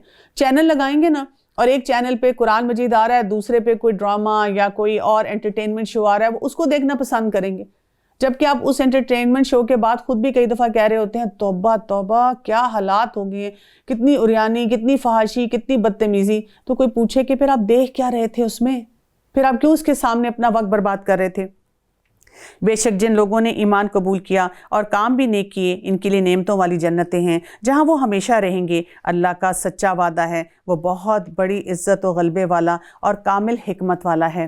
اسی نے آسمانوں کو بغیر ستون کے پیدا کیا اور تم انہیں دیکھ رہے ہو، اور اس نے زمین میں پہاڑوں کو ڈال دیا تاکہ وہ تمہیں جنبش نہ دے سکیں، اور ہر طرح کے جاندار زمین میں پھیلا دیے، اور ہم نے آسمان سے پانی برسا کر زمین میں ہر قسم کے نفیس جوڑے اگا دیے۔ یہ ہے اللہ کی مخلوق، اب تم مجھے اس کے سوا دوسروں کی کوئی مخلوق تو دکھاؤ، بلکہ یہ ظالم کھلی گمراہی میں ہیں۔ اور ہم نے یقیناً لقمان کو حکمت دی تھی۔ کیا حکمت دی تھی؟ اب ہم ذرا ان کی حکمت کے کچھ باتیں سیکھیں، اور یہ میسج ویسے تو سب والدین کے لیے، ہر انڈیویجول کے لیے ہے، لیکن خاص طور پہ جو والد ہیں ان کے لیے ہے کہ جہاں جہاں پہ فادرز ہیں، اور وہ ان چیزوں کو اپنی زندگی میں شامل کریں تاکہ ان کی جو وائفز ہیں اور ان کے جو فیملیز ہیں ان کے لیے آسانیاں آئیں، ان کو اپنے بچوں کی تربیت کرنے میں ان کی طرف سے والد کی طرف سے ایک سپورٹ ملے، ایک سٹرکچر ملے کہ کیسے کرنا ہے۔ وَلَقَدْ آتَيْنَا لُقْمَانَ الْحِكْمَةَ، اور ہم نے لقمان علیہ السلام کو حکمت عطا فرمائی، اور وہ کیا تھی؟ انشکر للہ، کہ اللہ تعالیٰ کا شکر ادا کر، اور ہر شکر کرنے والا اپنے ہی نفع کے لیے شکر کرتا ہے، اور جو بھی ناشکری کرے وہ جان لے کہ اللہ تعالیٰ بے نیاز اور تعریفوں والا ہے۔ یعنی جو بھی ہمیں شکر گزاری کرنی ہے اس سے ہمیں ہی فائدہ ہونا ہے۔ تو پہلا سبق جو لقمان نے دیا تھا وہ کیا تھا؟ ان کی حکمت نے ان کو کیا بتایا تھا کہ شکر گزاری۔ جب انسان کی زندگی میں شکر گزاری آ جاتی ہے تو اس کے لیے تمام معاملات کو صحیح کرنا جو ہے وہ آسان ہو جاتا ہے۔ اب ہمارا مسئلہ کیا ہے کہ ہم سے شکر ہی تو نہیں کیا جاتا، یعنی فیصلے تو ہم روز کرتے ہیں کہ میں نے اللہ کا شکر گزار بندہ بننا ہے، لیکن کئی دفعہ جو ہم بول رہے ہوتے ہیں، جو کر رہے ہوتے ہیں، وہ شکر کے منافی ہوتا ہے۔ اچھا، ہم اپنے آپ کو پیغام بھی روز دے رہے ہوتے ہیں، اندر سے ایک شاؤٹ آؤٹ آ رہی ہوتی ہے، ایک آواز بڑی اونچی اونچی آ رہی ہوتی ہے، دیکھو یہاں تم ناشکری کر رہے ہو، لیکن کیا نہیں جا رہا ہوتا۔ تو تھوڑا سا ہم دیکھتے ہیں کہ حصول شکر کے عوامل کیا ہوں گے، کس طرح ہم شکر ادا کریں گے۔ پہلی بات تو یہ کہ اگر ہم چاہتے ہیں کہ زندگی میں ہمارے شکر ہو تو ہمیں تقدیر پر راضی ہونا ہوگا، کہ جو کچھ ہمیں مل رہا ہے ہم کہیں کہ اس میں اللہ کی طرف سے کوئی بہتری ہوگی۔ جیسے کہ رسول اللہ صلی اللہ علیہ وسلم نے فرمایا، تم میں سے کسی نے اس حال میں صبح کی کہ اس کا دل مطمئن ہو، اس کا جسم تندرست ہو، اور اس کے پاس اس دن کی خوراک موجود ہو، تو گویا ساری دنیا اس کے لیے سمیٹ دی گئی ہے۔ تو یعنی یہ اس کے لیے کافی ہو تو وہ کہ الحمدللہ۔ اسی طرح سے جو اللہ تعالیٰ کی عطا کردہ نعمتیں ہیں اس پر غور و فکر کرنا، اس کے لیے آپ کو بصیرت بھی چاہیے اور بصارت بھی چاہیے، کہ آپ دیکھ بھی سکتے ہوں اور اس کے بارے میں اندر سے غور و فکر بھی کر سکتے ہوں۔ پھر یہ کہ نعمتوں کے حوالے سے ہم نے لوگوں کا بھی جائزہ لینا ہے، اور اس کے لیے ہمیں خاص طور پہ کہا جاتا ہے کہ اپنے سے نیچے والوں کو دیکھنا ہے کہ جب جو نعمتیں ہمیں دی گئی ہیں ہم دیکھیں کہ جن کے پاس نہیں ہیں وہ کیسے رہ رہے ہیں، اور اس سے کیا ہے کہ انسان کے اندر پھر شکر گزاری جو ہے وہ بڑھنا شروع ہوتی ہے۔ پھر اپنی کوتاہیوں کو بھی دیکھنا، اپنا محاسبہ بھی کرنا، ایسے لوگوں میں بھی اٹھنا بیٹھنا جو شکر گزاری کا اظہار کرتے ہیں، تاکہ ہمیں یہ احساس ہو کہ اچھا یہ لوگ کن کن باتوں پہ اللہ کا شکر ادا کر رہے ہوتے ہیں۔ پھر اسی طرح سے یہ بھی دیکھنا، جیسے آج کل کے دور میں ہم دیکھتے ہیں کہ کووڈ ہے، کچھ گھروں میں جب ہوا ہے یہ بیماری آئی ہے، یا کچھ لوگوں کے کاروبار نہیں، لیکن وہ پھر بھی اللہ توکل پہ بیٹھے ہوئے ہیں، اور وہ ابھی بھی اللہ تعالیٰ کے ساتھ کوئی گلہ شکوہ نہیں کر رہے، تو ہم ایسے لوگوں سے سیکھ سکتے ہیں۔ اس کے ساتھ ساتھ دنیا سے بے رغبتی بھی ہونی چاہیے، کیونکہ جب انسان دنیا کے پیچھے لگا رہتا ہے اس کے لیے شکر گزاری بہت مشکل ہے، کیونکہ یہ تو اس کو سکھاتی ہے اور امام احمد رحمۃ اللہ علیہ سے کسی نے کہا، کیا یہ ممکن ہے کہ ایک آدمی کے پاس 1,00,000 دینار ہوں اور اس کے باوجود وہ زاہد بھی ہو؟ تو انہوں نے جواب دیا، جی ہاں ایسا ممکن ہے۔ تو لوگوں نے کہا، اللہ آپ پر رحم فرمائے، ایسا کیسے ممکن ہے؟ انہوں نے فرمایا، ایسا تب ہو سکتا ہے جب یہ 1,00,000 دینار محض اس کے ہاتھ میں ہوں اور وہ بغیر نفسانی خواہشات کے جس طرح چاہے ان کو استعمال کرے، لیکن اگر وہ دینار اس کے دل میں گھر کر گئے تو پھر وہ دینار اس آدمی کو اس طرح استعمال کرتے ہیں جس طرح چاہتے ہیں۔ یعنی کیا بات ہے؟ شکر کے لیے کیا ہے کہ ہمارے پاس بہت پیسہ، بہت ساز و سامان، بہت سٹیٹس ہو سکتا ہے، لیکن اس کی جگہ دل میں نہ ہو، دل میں شکر گزاری ہو، اور اللہ تعالیٰ کے لیے ایک فیلنگ ہو، ایک اطاعت کا جذبہ ہو۔ اور جب لقمان نے واز کرتے ہوئے اپنے بیٹے سے کہا کہ میرے پیارے بیٹے، کس طرح سے وہ اپنے بچے سے بات کریں، یا بنیا لا تشرک باللہ ان الشرک لظلم عظیم، کہ اے بیٹے اللہ کے ساتھ شریک نہ کرنا، بے شک شرک بہت بڑا ظلم ہے۔ سوچیں تھوڑی دیر کے لیے، آپ کو اپنے بچے سے بات کرنی پڑ رہی ہے تو کیا کہیں گے؟ کیا ہم اپنے بچوں کو بیٹھ کے بتاتے ہیں کہ شرک کیا ہوتا ہے، شرک سے بچنے کی ضرورت کیا ہے؟ ہم تو بتاتے ہیں بیٹا پڑھو لکھو اور ترقی کرو، اور دیکھو تمہارے کزنز کہاں پہنچ گئے، اور تمہاری سکول میں جب میں گئی تھی تو دیکھو وہ باقی بچے کتنے نمبر لے رہے ہیں اور تم تو پیچھے رہ جاؤ گے، اور تم تو کھاؤ پیو گے نہیں تو چھوٹے رہ جاؤ گے۔ یعنی کھانا پینا جو نیسیسٹیز ہیں انہی میں الجھ کے رہ گئے ہیں۔ ہم نے انسان کو اس کے ماں باپ کے لیے مطلق نصیحت کی ہے کہ اس کی ماں نے دکھ پر دکھ اٹھا کر اسے حمل میں رکھا اور اس کی دودھ چھڑائی 2 برس میں ہے کہ تو میرے اور اپنے ماں باپ کی شکر گزاری کر، تم سب کو میری ہی طرف لوٹ کر آنا ہے۔ اب آپ دیکھیں والدین کی اہمیت پہ اللہ سبحانہ وتعالیٰ یہاں پر ہمیں بتا رہے ہیں، کیونکہ جو انسان اپنے ماں باپ کی اہمیت کو نہیں سمجھتا اور یہ نہیں دیکھتا کہ والدین کے ساتھ ہمارا معاملہ کیسا ہونا چاہیے، وہ اپنی زندگی کو بڑا مشکل بنا لیتا ہے، وہ پھر آگے بڑھ نہیں سکتا۔ اور اگر وہ دونوں تجھ پر اس بات کا دباؤ ڈالیں کہ تو میرے ساتھ شریک کرے جس کا تجھے علم نہ ہو، تو ان کا کہنا نہ مان، ہاں دنیا میں ان کے ساتھ اچھی طرح بسر کرنا اور اس کی راہ پر چلنا جو میری طرف جھکا ہو، تمہارا سب کا لوٹنا میری ہی طرف ہے، تم جو کچھ کرتے ہو اس سے پھر میں تمہیں خبردار کر دوں گا۔ پیارے بیٹے، اب دوبارہ سے وہ کیسے بات کر رہے ہیں، یا بنیا۔ آپ کو پتہ ہے کئی خواتین بہت شکوہ کرتی ہیں کہ جب ہسبینڈ گھر میں ہوتے ہیں اور اگر میں ان کو بتاؤں کہ بچے نے یہ کیا یا نہیں کیا تو وہ یا تو چیخنا چلانا بچے کے اوپر شروع کر دیتے ہیں یا اٹھ کے اس کو مارنا شروع کر دیتے ہیں، کیونکہ مردانگی ہمیں یہی سکھاتی ہے نا کہ ہم نے صرف ہاتھ کا اور طاقت کا استعمال کبھی کبھی کرنا ہے۔ تو یہاں پر اب آپ دیکھیں کہ لقمان جو کہ بہت حکمت سے بھرپور ہیں، وہ کیا کر رہے ہیں کہ وہ اپنے بیٹے سے بات کیسے کریں، دوبارہ کہہ رہے ہیں، یا بنیا، میرے پیارے بیٹے۔ ہمارے کچھ کلچرز میں ایسے بھی ہے کہ ماں تو بچے کو اپنا بیٹا بیٹی کہہ کے بلاتی ہے، گلے بھی لگاتی ہے، لیکن باپ کے روب کا مطلب یہ ہے کہ باپ ایموشنلی بچے سے ڈیٹیچڈ ہو، الگ ہو کر رہے۔ لیکن وہ کیا کہہ رہے ہیں، اب اگلی بات کیا سمجھا رہے ہیں، پیارے بیٹے اگر کوئی چیز رائے کے دانے کے برابر ہو، پھر وہ بھی خواہ کسی چٹان میں ہو یا آسمانوں میں ہو یا زمین میں ہو، اسے اللہ تعالیٰ ضرور لائے گا۔ اللہ تعالیٰ بڑا باریک بین ہے۔ اب آپ دیکھیں کہ شرک نہ کرنے کے بعد وہ اللہ تعالیٰ سے لگاتار جوڑیں۔ اب یہاں پہ کیا سکھا رہے ہیں، جیسے آپ دیکھیں ہر گھر کا مسئلہ، بچہ چھوٹا تھا، آپ نے ایک ٹی وی ایریا میں جہاں پہ لاؤنج ہے یا کوئی آپ کا فیملی روم ہے، وہاں پر اب آپ نے ٹی وی کی اسکرین رکھی، لیپ ٹاپ رکھا اور بچے سے کہا کہ یہیں پہ استعمال کرنا ہے۔ بچہ آہستہ آہستہ بڑا ہوتا گیا، اب اس کی اسائنمنٹس ہیں، اس کی پرسنل چیزیں ہیں، اب اس کے پاس فون بھی آ گیا، اس کے پاس وائی فائی بھی اپنے کمرے میں ہے۔ اب رات کو کیا کر رہا ہے، دن کو کیا کر رہا ہے، کتنی بے چینی ہے، یا اللہ پتہ نہیں بچے کیا دیکھ رہے ہیں، کیا کر رہے ہیں۔ تو یہاں پر اگر ہم نے ان کو یہ بات سکھا دی کہ بیٹا اللہ کے لیے، اللہ کیا ہے، لطیف الخبیر، ہر چیز کی خبر رکھنے والا ہے، تو اللہ کے لیے اپنے آپ کو سچا کرو اور اللہ کے لیے اپنے آپ کو کھڑا کرو۔ اے میرے پیارے بیٹے، پھر کیا کہہ رہے ہیں، یا بنیا اقیم الصلاۃ، نماز قائم کرو، اچھے کاموں کی نصیحت کرتے رہو، برے کاموں سے روکتے رہو، اور جو مصیبت تم پر آئے اس پر صبر کرو کہ یہ بڑے تاکیدی کاموں میں سے ہے، ان ذالک من عزم الامور، یعنی ایک کمپلیٹ پیکج ہے۔ اگر کوئی والد کہیں یا ایون والدہ بھی کہیں، والدین کہیں کہ ہمیں نہیں سمجھ آ رہی کہ ہم بچوں کی تربیت کا آغاز کہاں سے کریں، تو وہ سورہ لقمان کو پڑھیں، ڈیٹیل میں پڑھیں اور انہی سٹیپس پہ جائیں، اسی طریقے سے وہ اپنے بچوں کی تربیت کریں۔ لوگوں کے سامنے اپنے گال نہ پھلاؤ اور زمین پر اکڑ کر نہ چل، کسی تکبر کرنے والے شیخی خور کو اللہ تعالیٰ پسند نہیں کرتا۔ اب بچے کو کس چیز سے بچا رہے ہیں؟ تکبر سے، غلط ایٹیچیوڈ جتنے ہیں ان سے بھی بچا رہے ہیں۔ اپنی رفتار میں میانہ روی اختیار کر اور اپنی آواز پست کر کہ یقیناً آوازوں میں سب سے بدتر آواز گدھوں کی آواز ہے۔ کیا تم نے نہیں دیکھا کہ اللہ تعالیٰ نے زمین اور آسمان کی ہر چیز کو ہمارے کام میں لگا رکھا ہے اور تمہیں اپنی ظاہری اور باطنی نعمتیں بھرپور دے رکھی ہیں۔ بعض لوگ اللہ کے بارے میں بغیر علم کے اور بغیر ہدایت کے اور بغیر روشن کتاب کے جھگڑا کرتے ہیں، اور جب ان سے کہا جاتا ہے کہ اللہ کی اتاری ہوئی وحی کی تابعداری کرو تو کہتے ہیں ہم نے تو جس طریقے پر اپنے باپ داداؤں کو پایا ہے اسی کی تابعداری کریں گے، اگرچہ شیطان ان کے بڑوں کو دوزخ کے عذاب کی طرف ہی کیوں نہ بلاتا ہو۔ یعنی کہ کتنے امپورٹنٹ سارے یہ جو میسیجز ہیں یہاں تک ڈیلیور کیے جا رہے ہیں کہ والدین کی بھی یہاں پر جو ہے بات کی گئی ہے کہ والدین کے ساتھ جو ہے کیسا تعلق ہونا چاہیے، کس طریقے سے ان کی بات مانی، اور کہاں پر ہم نے وہاں پر بھی فل سٹاپ لگا دینا ہے، کس بات پہ جو ہے ہم نے ان کی طرف نہیں جانا۔ اسی طرح سے جو اپنا لائف سٹائل ہے اس کو کیسے لے کر چلنا ہے، اس میں کون سی چیزیں شامل ہونی چاہیے، کون سی چیزیں نہیں شامل ہونی چاہیے، اور پھر آپ کی باڈی لینگویج کیسی ہونی چاہیے، آپ کی گفتگو کا انداز جو ہے وہ سارا کیسا ہونا چاہیے۔ تو سب باتوں کو ہم سیکھ رہے ہیں یہاں پر۔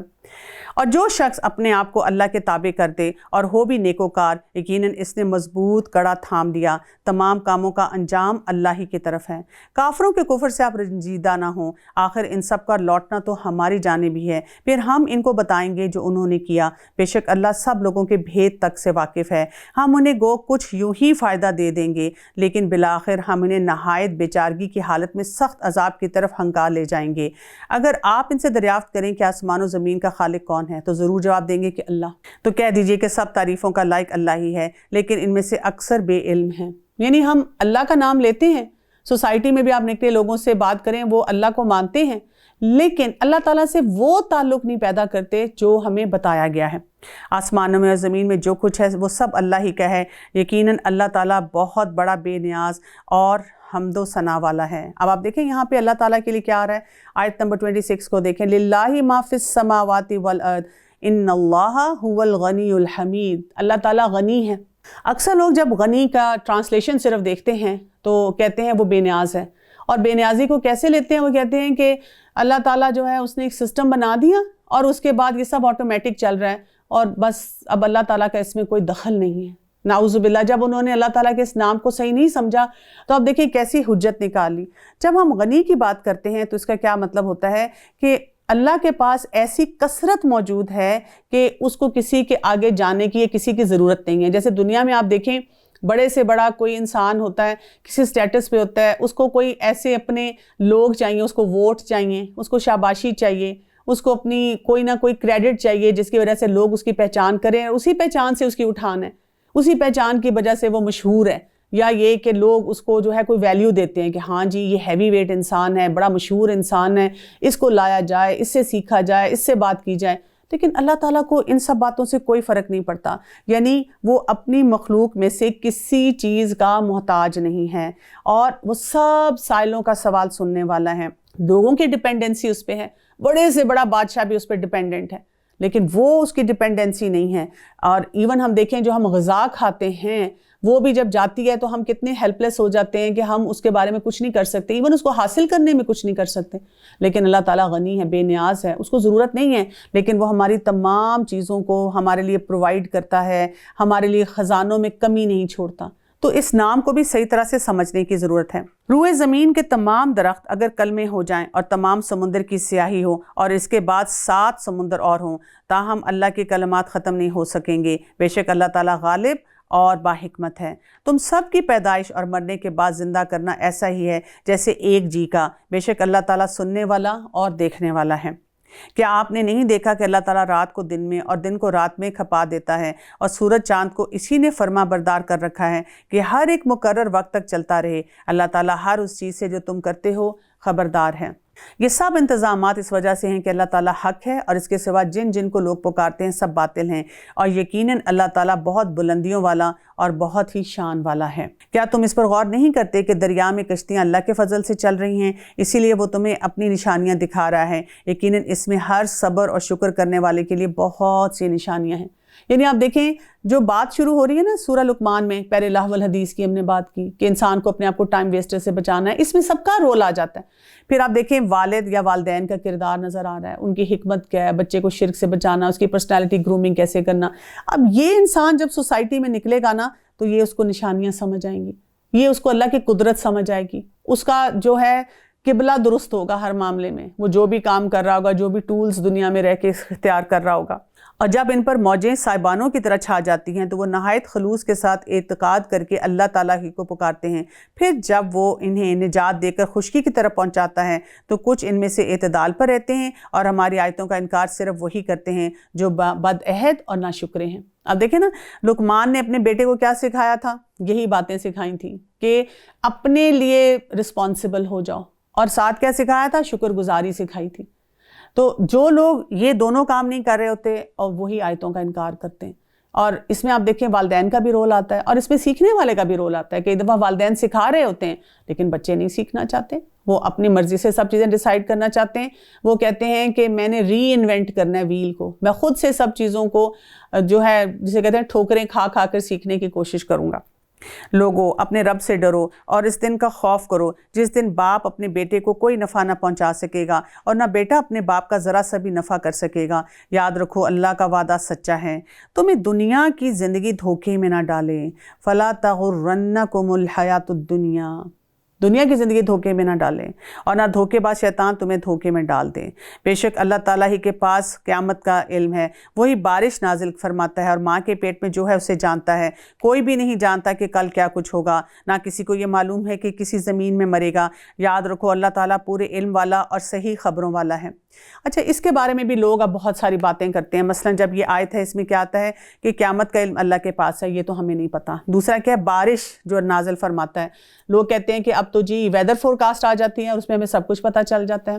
پہلی بات ہمیں یہ یاد رکھنی ہے کہ یہ جو لوگوں کو یا مخلوق کو پتہ چلتا ہے وہ کسی نہ کسی گیجٹ کے ذریعے، کسی نہ کسی یعنی آلے کے ذریعے پتہ چلتا ہے، لیکن انسان آلے کے بغیر، مثلا یہاں میں بیٹھی بیٹھی آپ کو ایک دم سے نہیں بتا سکتی کہ جی کتنی بارش ہوگی۔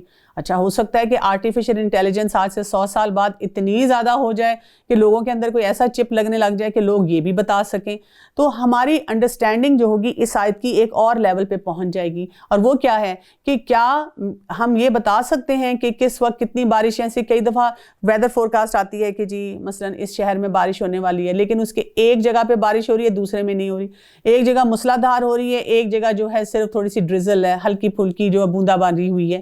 تو بہت ساری چیزوں کا اس میں فرق ہے جو ہمیں سوچنا ہے۔ اسی طرح اگلی بات کہ ماں کے پیٹ میں جو ایسے نہیں جانتا، اب لوگ کہتے ہیں لو جی اب تو الٹرا ساؤنڈ سے سب کچھ پتہ چل جاتا ہے، لیکن اللہ تعالیٰ کو تو پہلے سے بھی پتہ ہے، اور اللہ تعالیٰ کو کسی الٹرا ساؤنڈ مشین کے بغیر پتہ ہے، اور اللہ تعالیٰ کو جب وہ سیل میں تھا تب سے پتہ ہے کہ یہ جو سیل جا رہا ہے اور اس کے اندر جو ہے کیا جا رہا ہے، کیا مادہ جا رہا ہے اور اس کو کیا بننے والا ہے۔ یعنی اللہ تعالیٰ کی جو سوچ کی، جو اللہ تعالیٰ کی جو علم کی وہ پہنچ ہے وہ ہماری سوچ سے بہت زیادہ ہے۔ ہم جس لیول پہ بھی پہنچیں گے تو اس کا لیول جو ہوگا جو اللہ تعالیٰ کا علم ہے اور اس کی حکمت ہے اور اس کا غیب کا جاننا ہے، اس سے وہ کئی درجے جو ہے وہ آگے چلا جائے گا۔ اسی طرح لوگ کیا کہتے ہیں کہ کل کیا ہونے والا ہے، وہ کہتے ہیں اب ہم پریڈکشنز کرتے ہیں، ہمیں پتہ چلنا شروع ہو جاتا ہے، لیکن ہماری پریڈکشن میں پھر وہی بات ہے کہ کتنی کمی کوتاہی ہوتی ہے، اور یہ کہ کسی کو معلوم نہیں کہ کس زمین میں مرے گا۔ یہ باتیں ابھی تک ہیں کہ ہمیں نہیں پتہ ہوتا کہ کس لمحے کہاں پر انسان کی موت جو ہے آ جائے گی۔ ان اللہ علیم خبیر، بے شک اللہ تعالیٰ پورے علم والا اور ہر طرح کی خبر رکھنے والا ہے۔ نبی کریم صلی اللہ علیہ وسلم نے فرمایا غیب کی کنجیاں 5 ہیں جنہیں اللہ تعالیٰ کے سوا کوئی نہیں جانتا۔ پھر آپ نے یہی جو آیت ہم نے پڑھی تھی اس کو پڑھا، تو یہ غیب کی کنجیاں ہیں اور وہی بات ہے کہ اس کا علم جو ہے وہ اللہ کے پاس ہے۔ 21वां पारा और सूरह सजदा। बिस्मिल्लाहिर्रहमानिर्रहीम। अलिफ लाम मीम तंजीलुल किताबि ला रैब फीह मिन रब्बिल आलमीन। शुरू करती हूँ अल्लाह के नाम से जो बहुत मेहरबान और नहायत रहम फरमाने वाला है। अलिफ लाम मीम, बिलाशुबा इस किताब का उतारना तमाम जहानों के परवरदिगार की तरफ से है। सूरह सजदा जो है इसकी फ़जीलत में आता है कि रसूलुल्लाह सल्लल्लाहु अलैहि वसल्लम हर जुम्मे की नमाज फ़जर में सूरह सजदा और सूरह दहर की तिलावत किया करते थे, और आप सल्लल्लाहु अलैहि वसल्लम सोने से पहले सूरह सजदा और सूरह मुल्क की तिलावत भी किया करते थे। तो इसमें क्या आता है, आयत नंबर 3 से देखिए। क्या ये कहते हैं कि इसने घर लिया है? नहीं, बल्कि ये तेरे रब ताला की तरफ से हक़ है, ताकि आप इन्हें डराएं जिनके पास आपसे पहले कोई डराने वाला नहीं आया, ताकि वो राह रास्त पर आ जाएं। अल्लाह ताला वो है जिसने आसमान और ज़मीन और जो कुछ इसके दरमियान है सब कुछ 6 दिन में पैदा कर दिया, फिर वो अर्श पर कायम हुआ। तुम्हारे लिए इसके सिवा कोई मददगार और सफारशी नहीं, क्या इस पर भी तुम नसीहत हासिल नहीं करते? यानी आप देखें कि यहाँ पर बताया जा रहा है कि अल्लाह ताला का पूरा निज़ाम किस तरह से चल रहा है। अबू हुरैरा रज़ियल्लाहु अन्हु बयान करते हैं कि रसूलुल्लाह सल्लल्लाहु अलैहि वसल्लम ने मेरा हाथ थाम कर फरमाया, अल्लाह ताला ने ज़मीन और आसमान और उसके दरमियान की सब चीज़ें पैदा करके 7वें दिन अर्श पर क़याम किया। मिट्टी हफ्ते के दिन बनाई, पहाड़ इतवार के दिन, दरख्त सोमवार के दिन और बुराइयां मंगल के दिन, नूर बुध के दिन, जानवर जुमेरात के दिन और आदम अलैहिस्सलाम को जुम्मे के दिन। असर के बाद दिन की आखिरी घड़ी में तमाम रूए ज़मीन के मिट्टी से पैदा किया, जिसमें सफ़ेद और स्याह, अच्छी और बुरी हर तरह की थी, और यही वजह है कि औलाद आदम भी भली बुरी मिली जुली है। इससे क्या पता चलता है कि अल्लाह ताला ने जो सबको बनाया मुख्तलिफ टेम्परामेंट्स थे। इससे ये भी पता चलता है कि अल्लाह ताला ने जो सब कायनात को बनाया बड़े सिस्टमेटिक तरीके से बनाया, यानी कि हमारा दीन जो है हमें एक अच्छे तरीके से सिस्टमेटिक तरीके से आगे मूव करने का बताता है। और हमें ये भी पता चलता है कि ये टेम्परामेंट्स जो हैं जिसके बारे में आजकल साइकोलॉजिस्ट बात करते हैं, ये अल्लाह ताला की तरफ से हैं। और फिर हमें ये भी समझ आ जानी चाहिए कि जब अल्लाह ताला ने लोगों को मुख्तलिफ मिट्टी से बनाया, मुख्तलिफ टेम्परामेंट्स दिए, तो जो हमें सिस्टम दिया है ना, जब हम अल्लाह ताला के सिस्टम के मुताबिक अपने मिजाज को ढालना शुरू करेंगे तो उसी से हमें फ़ायदा हासिल होगा।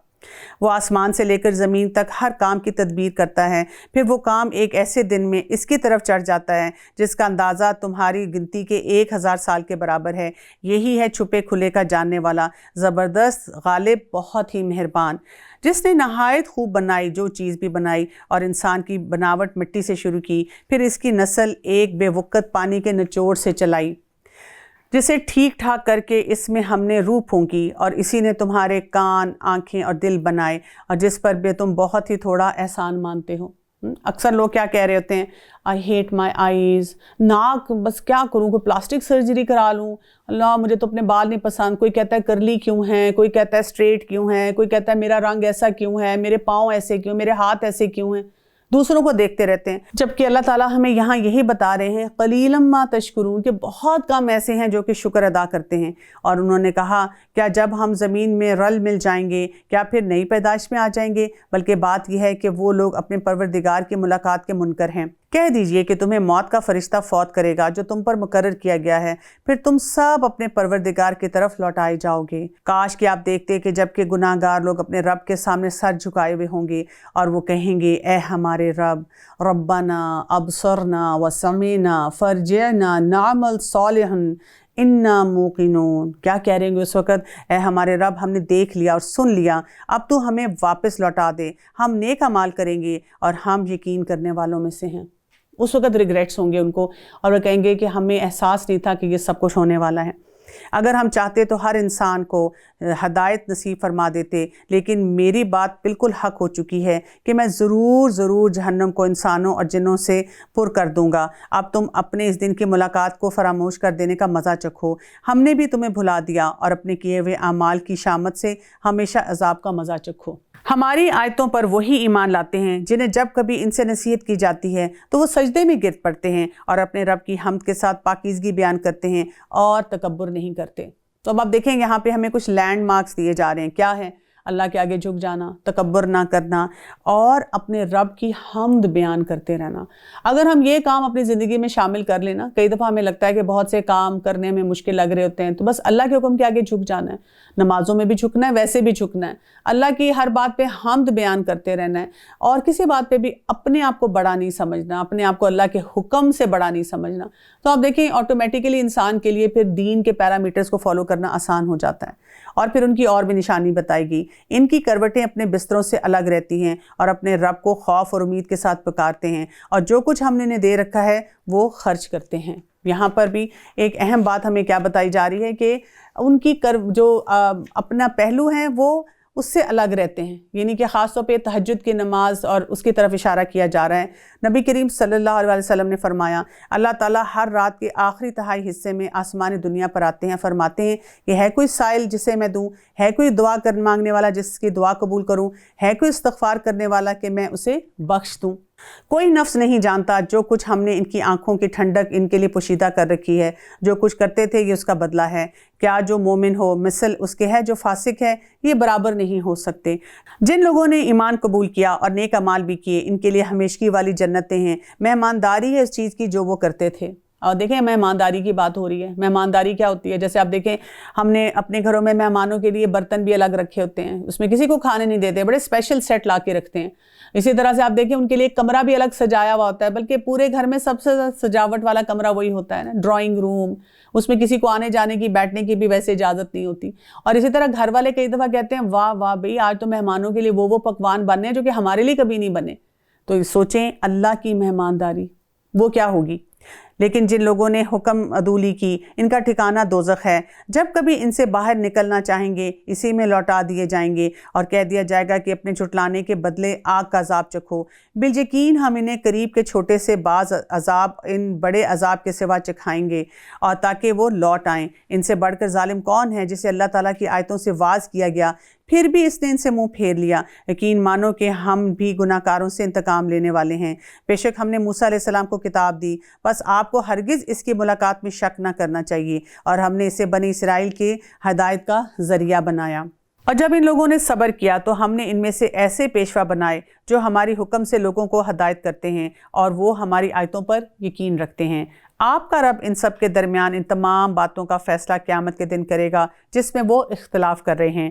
کیا اس بات نے بھی انہیں کوئی ہدایت نہیں دی کہ ہم نے پہلے بہت سی امتوں کو ہلاک کر دیا جن کے مکان میں یہ چل پھر رہے ہیں؟ ان میں سے بڑی بڑی نشانیاں ہیں، کیا پھر بھی یہ نہیں سنتے؟ کیا یہ نہیں دیکھتے کہ ہم نے پانی کو بنجر زمین کی طرف بہا کر لے جاتے ہیں، پھر اس سے ہم کھیتیاں نکالتے ہیں جس سے ان کے چوپائے اور یہ خود کھاتے ہیں؟ کیا پھر بھی یہ نہیں دیکھتے؟ اور یہ کہتے ہیں کہ یہ فیصلہ کب ہوگا؟ اگر تم سچے ہو تو بتلا دو۔ جواب دے دیجئے کہ فیصلے والے دن ایمان لانا بے ایمانوں کو کچھ کام نہ آئے گا اور نہ ہی انہیں کوئی ڈھیل دی جائے گی۔ فَأَعْرِضْ عَنْهُمْ، بس آپ ان کا خیال چھوڑ دیں، ان سے اعراض برتیں۔ وَانتَظِرْ إِنَّهُمْ مُنتَظِرُونَ، اور منتظر رہیں اور یہ بھی منتظر رہیں۔ یعنی ایک حد کے بعد انسان کو نا اپنی انرجیز ایسے لوگوں کے ساتھ نہیں لگانی چاہیے جو اللہ کے پیغام کو نہیں مان رہے، اللہ کی بات کو نہیں جان رہے، بلکہ اپنے کام پہ جو ہے چلتے چلے جانا چاہیے، جو کرنے والے کام ہیں، کیونکہ کئی دفعہ ہم اپنے آپ کو بہت تھکا لیتے ہیں دوسرے لوگوں کو سمجھانے کے چکر میں۔ تو ہمیں کیا کرنا ہے؟ ہم نے پیغام پہنچا دیا، اس کے بعد فیصلہ اللہ پہ چھوڑ دیں اور اپنے کاموں کی طرف توجہ دیں۔ 21ویں پارے میں اب ہم آتے ہیں سورہ الاحزاب کی طرف۔ بسم اللہ الرحمن الرحیم۔ سورہ الاحزاب شروع کرتی ہوں اللہ کے نام سے جو بہت مہربان اور نہایت رحم فرمانے والا ہے۔ سورہ الاحزاب کے بارے میں یہ بتاؤں گی کہ اس میں کچھ ایسے احکامات ہیں جو ہمارے عام کسٹمز اور ٹیبوز اور جو ہم الجھنوں میں ہوتے ہیں ان کو توڑتے ہیں۔ اس میں ہم جو ہے غزوہ احزاب یعنی کہ غزوہ خندق کے بارے میں بھی جانیں گے اور وہاں سے بھی بہت سے لیسنز ہیں ہمارے لیے، لیکن اس میں خاص طور پہ ایسے احکامات ہیں جو کہ معاشرے کو ایک استحکام دیتے ہیں، اس کو برائی سے اور فحاشی سے اور اس قسم کے مسائل سے بچاتے ہیں۔ اور اس میں بہت سارے احکامات ہیں جو کہ ہم دیکھتے ہیں کہ گھروں سے باہر جیسے خواتین کا نکلنا، ان کی انٹریکشن ہے، اس کے بارے میں آتے ہیں. اور یہ 5 ہجری میں جو ہے یہ صورت نازل ہوئی تھی. اور سورہ نور جس کے اندر وہ احکامات تھے جو کہ گھر کے اندر جو خواتین انہوں نے کرنا ہے، وہ 6 ہجری میں نازل ہوئے تھے. تو پتہ یہ چلتا ہے کہ پہلے عورت کو کہا گیا تھا کہ وہ پروٹیکشن اپنی باہر کے سسٹم میں لے، اور پھر آہستہ آہستہ اپنے جو معاملات ہیں وہ گھر کے اندر بھی درست کرتی چلی جائے. یعنی دونوں جگہ پہ عورت کو ایک بیلنس کریٹ کرنے کے لیے یا سوسائٹی کو ایک بیلنس کریٹ کرنے کے لیے جو ہے کہا گیا ہے. لیکن یہاں پر بہت سے ایسی باتیں ہمیں سکھائی جائیں گی اور باتیں بتائی جائیں گی جن کو کرنے سے سوسائٹی جو ہوتی ہے اس کا بیلنس جو ہے، اس کا اعتدال جو ہے وہ بہتر ہونا شروع ہو جاتا ہے. یا ایھا النبی اتق اللہ لا تطیع الکافرین والمنافقین ان اللہ کان علیما حکیما. یا ایھا النبی اتق اللہ ولا تطیع الکافرین والمنافقین ان اللہ کان علیما حکیما. اے نبی صلی اللہ علیہ وسلم، اللہ تعالیٰ کا تقوی اختیار کرو اور کافروں و منافقوں کی باتوں میں نہ آ جانا. اللہ تعالیٰ بڑے علم والا اور بڑی حکمت والا ہے. یعنی پہلی بات ہمیں یہ بتائی جا رہی ہے، جب ہم معاشرے کو دیکھتے ہیں نا، معاشرے میں جو رجحانات چل رہے ہوتے ہیں، جس طریقے سے لوگ اپنے بہت سارے کام کر رہے ہیں، شادی بیاہ، ملنا ملانا، آنا جانا، اور بہت ساری باتوں پہ جو ہم کہہ رہے ہیں کہ بھی لوگ یہ کریں تو ہم بھی وہ کریں. تو ہمیں یہاں پہ ایک قسم کی وارننگ دی جا رہی ہے کہ اصل بنیاد اس کی ہونی چاہیے تقوی، اور ہمیں کافر اور منافقوں کی باتوں میں نہیں آنا، کیونکہ کافر بھی ہمیں ایک اور آئیڈیالوجی دینا شروع کر دیں گے، اور جو منافق ہیں کیونکہ وہ چاہ رہے ہیں کہ دنیا کا بھی فائدہ حاصل ہو اور ہم دیندار بھی نظر آئیں، تو وہ ہمیں ایک اور طریقے سے باتوں کو سمجھائیں گے. اور کیوں؟ جب بھی ہم نے کوئی بھی رول اپلائی کرنا ہے، کوئی قاعدہ سمجھنا ہے زندگی گزارنے کا، تو ہم نے اس فارمولے کو یاد رکھنا ہے، ان اللہ کان علیما حکیما. جو علم اللہ تعالیٰ کے پاس ہے نا، وہ میرے پاس نہیں ہے، وہ کسی انسان کے پاس نہیں ہے. جو حکمت ہے نا اس علم میں، یعنی جو اللہ تعالیٰ نے مجھے کہا ہے کہ یہ اس معاملے کو ایسے کرنا ہے، تو میں اگر کیوں کرتی رہوں اور ساری زندگی کہتی رہوں میں کنونس نہیں ہوئی، تو پھر بھی مجھے حاصل کچھ نہیں ہوگا. مجھے اپنی کہیں نہ کہیں سوچ کی حد بندی کرنی ہوگی اور اپنے آپ کو بتانا ہوگا کہ کیونکہ جو اللہ کا علم ہے، جو اللہ کی حکمت ہے، وہاں تک میری پہنچ نہیں ہے. میرے لیے آسانی اسی میں ہے کہ میں اس کو فالو کر لوں. جو کچھ آپ کی جانب آپ کے رب کی طرف سے وحی کی جاتی ہے، اس کی تابعداری کریں. یقین مانیں کہ اللہ تعالیٰ ہر ایک عمل سے باخبر ہے، اور اللہ پر ہی توکل کریں، اور وہ اللہ کارسازی کے لیے کافی ہے. وَتَوَكَّلْ عَلَى اللَّهِ وَكَفَى بِاللَّهِ وَكِيلًا. یعنی اس کے لیے آپ دیکھتے ہیں کہ ہمارے لیے دین کو فالو کرنا بڑا آسان ہو جاتا ہے جب ہم اس فارمولے کو اٹھا لیتے ہیں کہ میرے سامنے اللہ کا جو حکم آئے گا میں نے اس پہ عمل کرتے چلے جانا ہے. مجھے کوئی پوچھے کیوں، یا میرے اپنے اندر سے آواز آئے کیوں، تو میں اپنے آپ کو بتاؤں کیونکہ یہ اللہ کا حکم ہے، اور جو علم اور حکمت اللہ کے پاس ہے وہ میرے پاس نہیں ہے.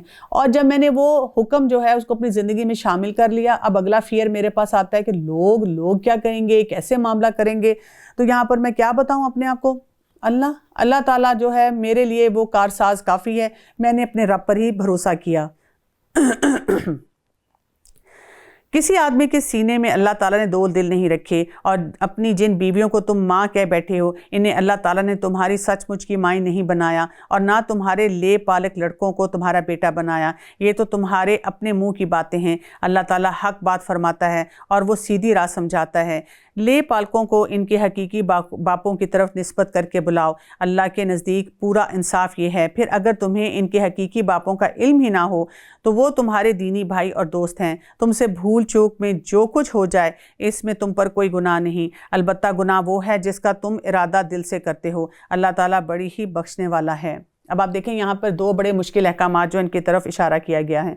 ایک تو ایک رسم تھی اہل عرب میں جس کو ہم زہار کہتے ہیں، اور اس میں ہوتا کیا تھا کہ جب ہسبینڈ وائف میں کوئی بھی کانفلکٹ ہوتا تھا، لڑائی جھگڑا ہوتا تھا، تو دور جاہلیت میں جب ایک شخص اپنی بیوی سے ناراض ہوتا تھا تو اس کے سامنے ایسا جملہ بولتا تھا کہ تمہاری پیٹھ میرے لیے میری ماں کی طرح ہے، یعنی کہ میں اب تم سے کوئی تعلق نہیں رکھوں گا. ایک قسم کی اس کو سمجھ لیں کوئی ڈیورس دے دیں، یا علیحدگی کی ایک شکل ہوتی تھی جو اس کے ساتھ کرتا تھا. اب وہ بیوی سے الگ ہو جاتا تھا، اور پھر جب اس کا تعلق بنانے کو دل چاہتا تھا پھر اس کو اپنی طرف رجوع کروا لیتا تھا. یعنی وہ جو خواتین تھیں وہ لٹکی ہی رہتی تھی ریلیشن شپ میں کہ کب ہم نے اپنے شوہر کے ساتھ رہنا ہے، کب اس نے ہمیں الگ کر دینا ہے. تو یہاں پر خاص طور پہ اس کی طرف اشارہ کیا گیا تھا کہ اس قسم کا معاملہ جو ہے ان خواتین سے نہ کیا جائے کہ یہ جو ہے ہم ایسی بات کہہ کے اپنی بیویوں کو جو ہے وہ کسی ٹارچر میں نہیں رکھ سکتے۔ دوسری جو اہم بات ہے وہ جو یہاں پہ کی جا رہی ہے وہ کیا ہے کہ اڈاپشن کا جو قانون ہے اس کے بارے میں بات کی جا رہی ہے۔ تو یہ جو آیات ہیں ان کے بعد ہم دیکھتے ہیں کہ زہار کی اب کوئی اہمیت نہیں ہے، یعنی اس قسم کا معاملہ جو ہے اس کے بارے میں محتاط ہو جانا چاہیے کہ ہم کوئی ایسا جملہ یا کوئی ایسی بات نہ کریں۔ دوسری بات جو یہاں پہ کی جا رہی ہے وہ ہے کہ اڈاپشن کا جو قانون ہے کہ جب ایک بچہ جو ہے اس کو اڈاپٹ کیا جاتا ہے تو وہاں پر کیا ہے، کیونکہ اس زمانے میں بھی یہ ہوتا تھا کہ جب کسی بچے کو اڈاپٹ کیا جاتا تھا تو جو اڈاپٹ کرتا تھا اسی کا نام جو تھا وہ دے دیا جاتا تھا۔ عائشہ رضی اللہ عنہا بیان کرتی ہیں کہ ابو حذیفہ جو کہ بدری صحابی تھے، انہوں نے سالم کو اس طرح اپنا منہ بولا بیٹا بنا لیا جس طرح رسول اللہ صلی اللہ علیہ وسلم نے زید کو اپنا منہ بولا بیٹا بنا لیا تھا، اور اپنے بھائی کی بیٹی ہند بن ولید سے اس کی شادی کر دی۔ سالم ایک انصاری عورت کے آزاد کردہ غلام تھے، اور دور جاہلیت میں یہ ہوتا تھا کہ جس نے کسی کو منہ بولا بیٹا بنا لیا ہو وہ اسی شخص کا حقیقی بیٹا کہلاتا تھا، اور اس کی وراثت میں بھی اسے حصہ ملتا تھا۔ اور یہاں تک کہ کہتے ہیں کہ جب یہ آیات نازل ہوئیں اور منہ بولے بیٹے اور اپنے اصل باپوں کے ساتھ پکارے جانے لگے، اور جس کے اصل باپ کا علم نہ ہوتا وہ غلام یا دینی بھائی ہی قرار پاتا۔ اور ابو حذیفہ کی بیوی سہلہ بنت سہل بن عمر نبی کریم صلی اللہ علیہ وسلم کے پاس آئی، کہنے لگی یا رسول اللہ صلی اللہ علیہ وسلم، ہم نے تو سالم کو اپنا حقیقی بیٹا ہی سمجھتے ہیں، اور اس سلسلے میں آپ کو معلوم ہے کہ اللہ نے کیا کچھ نازل فرما دیا ہے۔ یعنی انہوں نے آ کر بات کی اور اس کے بعد جو تھا وہ سارے تعلقات کی درستگی کر لی، ان کا نام بھی بدل دیا۔ تو یہاں سے ہمیں یہ بات پتہ چلتی ہے کہ جب بھی ہم کسی بچے کو اگر اپنا اڈاپٹ کرتے ہیں تو اس کو اس کے حقیقی والد کا ہی نام دینا ہوگا۔ اور آپ دیکھیں کہ اسلام میں جو ہے نا اڈاپشن کو اس طرح سے بہت زیادہ انکریج نہیں کیا گیا۔ کیوں نہیں کیا گیا؟ اس لیے کہ آپ دیکھیں کہ اس میں محرمات کے جو تعلقات ہیں ان کے مسئلے مسائل آتے ہیں۔ یہ نہیں کہا گیا کہ اگر کوئی بچہ ہے تو آپ اس کی کفالت نہ کریں، اس کا خیال نہ کریں، یعنی جیسے کوئی یتیم بچہ ہے یا باقی اس کا جو معاملات ہیں اس کو نہ دیکھیں۔ لیکن ہمارے لوگوں نے کیا کیا کہ یتیموں کی کفالت تو کی نہیں۔ اس کے ساتھ ساتھ آپ دیکھیں کہ سوسائٹی میں جہاں جہاں بچوں کی لیے کوئی بھی معاملات کرنے ہیں یا کوئی انفرٹائل کپل ہے اس کو کوئی سپورٹ سٹرکچر دینا ہے وہ تو دیا نہیں گیا، لیکن یہ ضرور کر دیا گیا کہ اپنی بھائی کا بچہ، اپنی بہن کا بچہ، اپنے رشتہ دار کا بچہ لے لیا گیا اور جس کے والدین موجود ہیں لیکن ان کو اپنا نام دیا گیا۔ ساری زندگی اس بچے سے اس کی آئیڈینٹی کو چھپایا گیا، اور کوئی نہ کوئی سٹیج ایسی آتی ہے کہ اب اس بچے کو پتہ چل جاتا ہے کہ میرے تو یہ والدین نہیں ہیں، یہ تو انہوں نے مجھے لے کر پالا ہے۔ اگر اس کے اپنے والدین وہاں موجود ہوتے ہیں تو وہ بچہ اس قدر اپسیٹ ہوتا ہے اور ایسا نفسیاتی مریض بن جاتا ہے اور اپنے والدین کو وہ ٹارچر دیتا رہتا ہے، بلکہ وہ کہتا ہے کہ مجھے سمجھ نہیں آتی کہ میں ان کی بات سنوں یا ان کی بات سنوں۔ اور اگر اس کو اپنے والد کا یا والدین کا پتہ نہیں ہوتا تو وہ اپنی باقی زندگی اس کھوج میں ہی لگا رہتا ہے کہ میں کس طرح سے اپنے والدین تک پہنچوں۔ معاشرے میں بھی وہ ایک عجیب سی کشمکش میں رہتا ہے۔ تو اسی لیے بتایا گیا کہ پہلے سے ہی بہتری اسی میں ہے کہ اس کو بتا دیا جائے کہ آپ جو ہیں آپ کے والدین یہ ہیں اور ہم آپ کو پال رہے ہیں۔ میں کچھ ایسے کپلز کو جانتی ہوں جب انہوں نے مجھ سے پوچھا، انہوں نے اپنی فیملی میں سے کوئی بچہ اڈاپٹ کیا تو میں نے ان کو بتایا کہ آپ شروع سے اس بچے کو اس کی ذہنی سطح کے مطابق بتاتے جائیں کہ کچھ یہ آپ کے جو پیرنٹس ہیں یہ بھی آپ کے اماں ابا ہیں اور ہم بھی آپ کے اماں ابا ہیں، اور یہ آپ کے وہ اماں ابا ہیں جنہوں نے آپ کو پیدا کیا، اور ہم وہ ہیں جو کہ اب ہم آپ کی پرورش کر رہے ہیں۔ اور اس طرح جیسے جیسے بچہ بڑا ہوگا اس کو یہ کانسیپٹ بھی اچھی طرح سے جو سمجھ آنا شروع ہو جائے گا۔ تو اس معاملے میں آپ دیکھیں کہ اللہ تعالیٰ نے جو ہمارے لیے کیا، یہ آتا ہے نا وَكَانَ اللَّهُ غَفُورٌ رَحِيمًا۔ کئی دفعہ جس کا کوئی بچہ نہیں ہے اور وہ چاہ رہا ہوتا ہے کہ جی ہم اپنا بچہ لے کے پالیں، وہ کہتے ہیں اس میں کیا حرج ہے، آپ سوچیں ہمیں کتنی چاہت ہے۔ تو اللہ تعالیٰ یہاں بتا رہے ہیں کہ اللہ تعالیٰ معاف کرنے والا ہے، اگر تم سے ایسی کوئی غلطی ہوگی اس کو ٹھیک کر لو، اور ساتھ کیا اللہ تعالیٰ رحم فرمانے والا ہے۔ اللہ تعالیٰ کو پتہ ہے کہ اس کی کتنی ضرورت ہے۔ تو جو ولدیت ہے اس کو تبدیل کرنا جو ہے وہ حرام مطلق ہے، یعنی ہم اس طرح کا کام نہیں کر سکتے کہ اس کو وراثت میں ایسے حصہ دیں یا اس قسم کی اس کی آئیڈینٹی کو چھپانا شروع کر دیں۔ پیغمبر مومنوں پر خود ان سے زیادہ حق رکھنے والے ہیں، اور وہ پیغمبر کی بیویاں مومنوں کی مائیں ہیں، اور رشتہ دار کتاب اللہ کی روح سے بنسبت دوسرے مومنوں کے مہاجروں کے آپس میں زیادہ حقدار ہیں، ہاں مگر یہ کہ تم اپنے دوستوں کے ساتھ حسن سلوک کرنا چاہو، اور یہ حکم الہی میں لکھا ہوا ہے۔ جبکہ ہم نے تمام نبیوں سے عہد لیا، اور بالخصوص آپ سے اور نوح اور ابراہیم اور موسیٰ اور مریم کے بیٹے عیسیٰ علیہ السلام سے، اور ہم نے ان سے پکا اور پختہ عہد لیا تاکہ اللہ تعالیٰ سچوں بچوں سے ان کی سچائی کے بارے میں دریافت فرمائے، اور کافروں کے لیے ہم نے المناک عذاب تیار کر رکھا ہے۔ اے ایمان والو، اللہ تعالیٰ نے جو احسان تم پر کیا ہے اسے یاد کرو، جبکہ تمہارے مقابلے کو فوجوں پر فوجیں آئیں، پھر ہم نے ان پر تیز و تند آندھی اور ایسے لشکر بھیجے جنہیں تم نے نہیں دیکھا، اور جو کچھ تم کرتے ہو اللہ تعالیٰ سب کچھ دیکھتا ہے۔ یہاں پر اب ہم دیکھتے ہیں کہ جو غزوہ احزاب ہے اس کا جو ہے پورا سلسلہ آ رہا ہے، اور غزوہ احزاب کے سلسلے کو بھی سمجھنا جو ہے وہ بہت ضروری ہے، کیونکہ اس سے پتہ چلتا ہے کہ مسلمانوں کا جو سسٹم تھا جنگ کا اور جہاد کا، وہ اس میں انٹیلیجنس کتنی زیادہ تھی، اور کس طرح سے وہ مل کر مشوروں کے ساتھ کام کرتے تھے، اور مشکل سے مشکل سچویشن کو انہوں نے کس طرح سے گزارا تھا۔ ہم دیکھتے ہیں کہ جب بھی کوئی جنگی معاملہ ہوتا تھا تو رسول اللہ صلی اللہ علیہ وسلم کے جو بھی اقدامات ہوتے تھے وہ بہت وزڈم پہ ہوتے تھے، اور اس کی بدولت میکسیمم ایفرٹ یہ ہوتی تھی کہ امن و امان سے ہی تمام معاملات ہوں۔ رسول اللہ صلی اللہ علیہ وسلم جب مدینہ میں تھے تو بہت سارے معاہدے ہوئے، بہت سارے لوگوں کو جو حلیف تھے ان کو اپنا ساتھی بنایا گیا، ان کے ساتھ کانٹریکٹ کیے گئے، لیکن جو یہود تھے ان کو یہ گوارا نہ تھا کہ مسلمان کس طرح سے سکھ چین کے ساتھ اپنی زندگی گزار رہے ہیں، تو وہ کیا کر رہے تھے کہ خیبر میں ہوتے ہوئے وہ کانسٹنٹلی کوئی کنسپریسیز کر رہے تھے، اور مشرکین کے ساتھ ملاقاتیں کر رہے تھے، بہت سارے قبائل کے ساتھ ملاقاتیں کر رہے تھے، اور کوشش میں لگے ہوئے تھے کہ سب کو جمع کر کے مسلمانوں کے اوپر اٹیک کر دیں۔ آخرکار انہوں نے کیا کیا کہ یہود نے خیبر کے 20 سرداروں اور رہنما قریش کو ساتھ لیا اور ان کو آمادہ کیا کہ اب ہم مسلمانوں کے ساتھ جنگ کریں گے۔ اسی طرح بنو غطفان جو تھے ان کے لوگوں کو بھی انہوں نے لیا، پھر راستے میں اور جو قبائل آئے ان کو بھی ساتھ لیتے گئے۔ یہ ساری اطلاعات جو تھیں یہ مدینہ میں پہنچتی جا رہی تھیں، اور رسول اللہ صلی اللہ علیہ وسلم صحابہ سے مشورہ کرتے جا رہے تھے کہ اگر اس وقت جو دشمن ہیں وہ ہمارے مقابلے پہ آتے ہیں تو ہم نے اس سے کیسے معاملہ کرنا ہے۔ اس موقع پہ جب بہت سے صحابہ کرام اپنے مشورے دے رہے تھے تو سلمان فارسی رضی اللہ عنہ جو تھے انہوں نے ایک بڑا یونیک قسم کا مشورہ دیا۔ یہ وہ کام تھا جو کہ اس سے پہلے کبھی وہاں نہیں کیا گیا تھا، خندق کھودنے کا مشورہ دیا، کیونکہ مدینہ کے جو مشرق، مغرب اور جنوب کی جو اطراف تھی وہاں پر بہت بڑی بڑی چٹانیں تھیں جن میں جیسے لاوا کی وجہ سے تھی، بڑی سخت قسم کی چٹانیں تھیں۔ صرف شمال کا ایک راستہ تھا جہاں سے داخل ہوا جا سکتا تھا، اور انہوں نے وسیع علاقے کو پک کیا کہ یہاں پر ایک خندق جو ہے وہ کھودی جائے گی جو کہ کم و بیش 1 میل کی ہوگی۔ آپ میں سے اگر کبھی کسی نے مدینہ دیکھا ہو کہ وہاں کے جو راکس ہیں، یعنی کہ یہ کوئی ایسی زمین نہیں ہے کہ بہت آسانی سے کھد جائے گی، اور وہاں پہ ہم دیکھتے ہیں کہ رسول اللہ صلی اللہ علیہ وسلم نے ہر 10 آدمیوں کو 40 ہاتھ خندق کھودنے کا کام سونپا تھا، یعنی بڑے آرگنائز طریقے سے یہ کام دیا گیا تھا۔ اور خندق کھودنے میں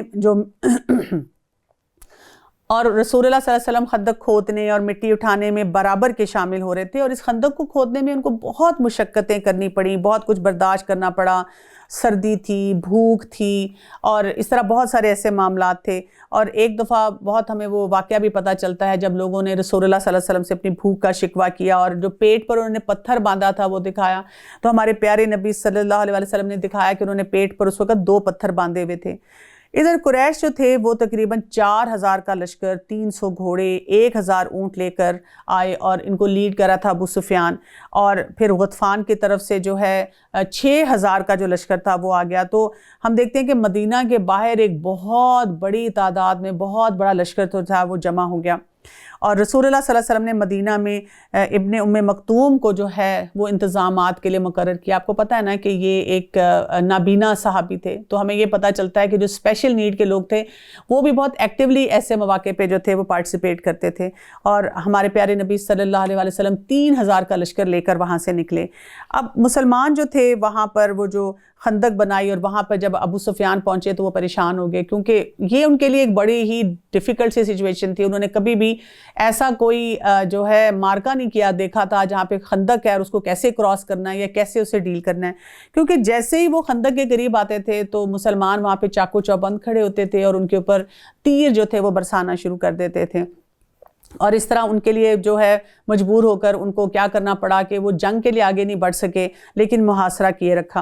اور اس میں بہت سارے واقعات آتے ہیں کہ بیچ میں سے انہوں نے سنیک ان کر کے اندر جانے کی کوشش کی، پھر یہ کہ رسول اللہ صلی اللہ علیہ وسلم نے کچھ لوگوں کے ذریعے جو ہے ان کے اندر شبہات پیدا کیے، ان کے اندر پھوٹ بھی پڑی، اور الٹیمیٹلی کیا ہوا کہ اللہ تعالیٰ کی طرف سے خاص مدد آئی، جبکہ مسلمانوں پہ بہت ہی برا وقت ہے اس محاصرے کا، جب ان کے اوپر تیز ہوائیں چلی اور ان کے دلوں میں ایسا روب آ گیا، ان کی ہانڈیاں جو تھیں وہ الٹ گئیں، ان کے خیمے اکھڑ گئے، اور اتنی سخت سردی تھی، کڑکڑاتی سردی تھی کہ اس نے ان کو کوچ کرنے پہ جو ہے وہ مجبور کر دیا۔ اور یہ والا مارکا جو تھا اس طرح سے مسلمانوں نے آپ سمجھے کہ انڈائریکٹ طریقے سے جو ہے وہ سر ہی کر لیا تھا۔ تو یہاں پر ہمیں یہ پتہ چلتا ہے جب ہم اب اس نظر سے یہ سارے واقعات پڑھیں گے کہ سورہ الاحزاب کا جو ہے کہ ہمیں پتہ چلے گا کہ کیا کیا جو اس وقت حالات تھے اور کیا ایمانی کیفیت تھی اور ہمارے لیے اس میں کیا اسباق ہیں۔ آیت نمبر 9 سورہ الاحزاب سے دیکھیں، اے ایمان والو، اللہ تعالیٰ نے جو احسان تم پر کیا اسے یاد کرو، جبکہ تمہارے مقابلے کو فوجوں پر فوجیں آئیں، پھر ہم نے ان پر تیز تند آندھی اور ایسے لشکر بھیجے جنہیں تم نے نہیں دیکھا، اور جو کچھ تم کرتے ہو اللہ تعالیٰ سب کچھ دیکھتا ہے۔ جبکہ دشمن تمہارے پاس اوپر اور نیچے سے چڑھ آئے، جبکہ آنکھیں پتھرا گئیں اور کلیجے منہ کو آ گئے، اور اللہ تعالیٰ کی نسبت تم طرح طرح کے گمان کرنے لگے، یہی مومن آزمائے گئے اور پوری طرح جھنجھوڑ دیے گئے۔ یعنی کہ بہت مشکل ایک یہ مارکا تھا۔ اس وقت منافق اور وہ لوگ جن کے دلوں میں شک تھا وہ کہنے لگے اللہ تعالیٰ اور اس کے رسول نے ہم سے محض دھوکہ فریب کا ہی تو وعدہ کیا ہے، اور انہی کی ایک جماعت نے ہانک لگائی کہ اے مدینہ والو، تمہارے لیے ٹھکانہ نہیں، چلو لوٹ چلو، اور ان کی ایک جماعت یہ کہہ کر نبی کریم صلی اللہ علیہ وسلم سے اجازت مانگنے لگی کہ ہمارے گھر غیر محفوظ ہیں، حالانکہ وہ غیر محفوظ نہ تھے، لیکن ان کا پختہ ارادہ بھاگ کھڑے ہونے کا تھا، اور اگر مدینہ کے اطراف سے ان پر لشکر داخل کیے جاتے، پھر ان سے فتنہ طلب کیا جاتا تو یہ ضرور اسے برپا کر دیتے اور نہ لڑتے مگر تھوڑی مدت۔ اس سے پہلے تو انہوں نے اللہ سے عہد کیا تھا کہ پیٹھ نہ پھیریں گے، اور اللہ سے کیے ہوئے وعدے کی باز پرس کی۔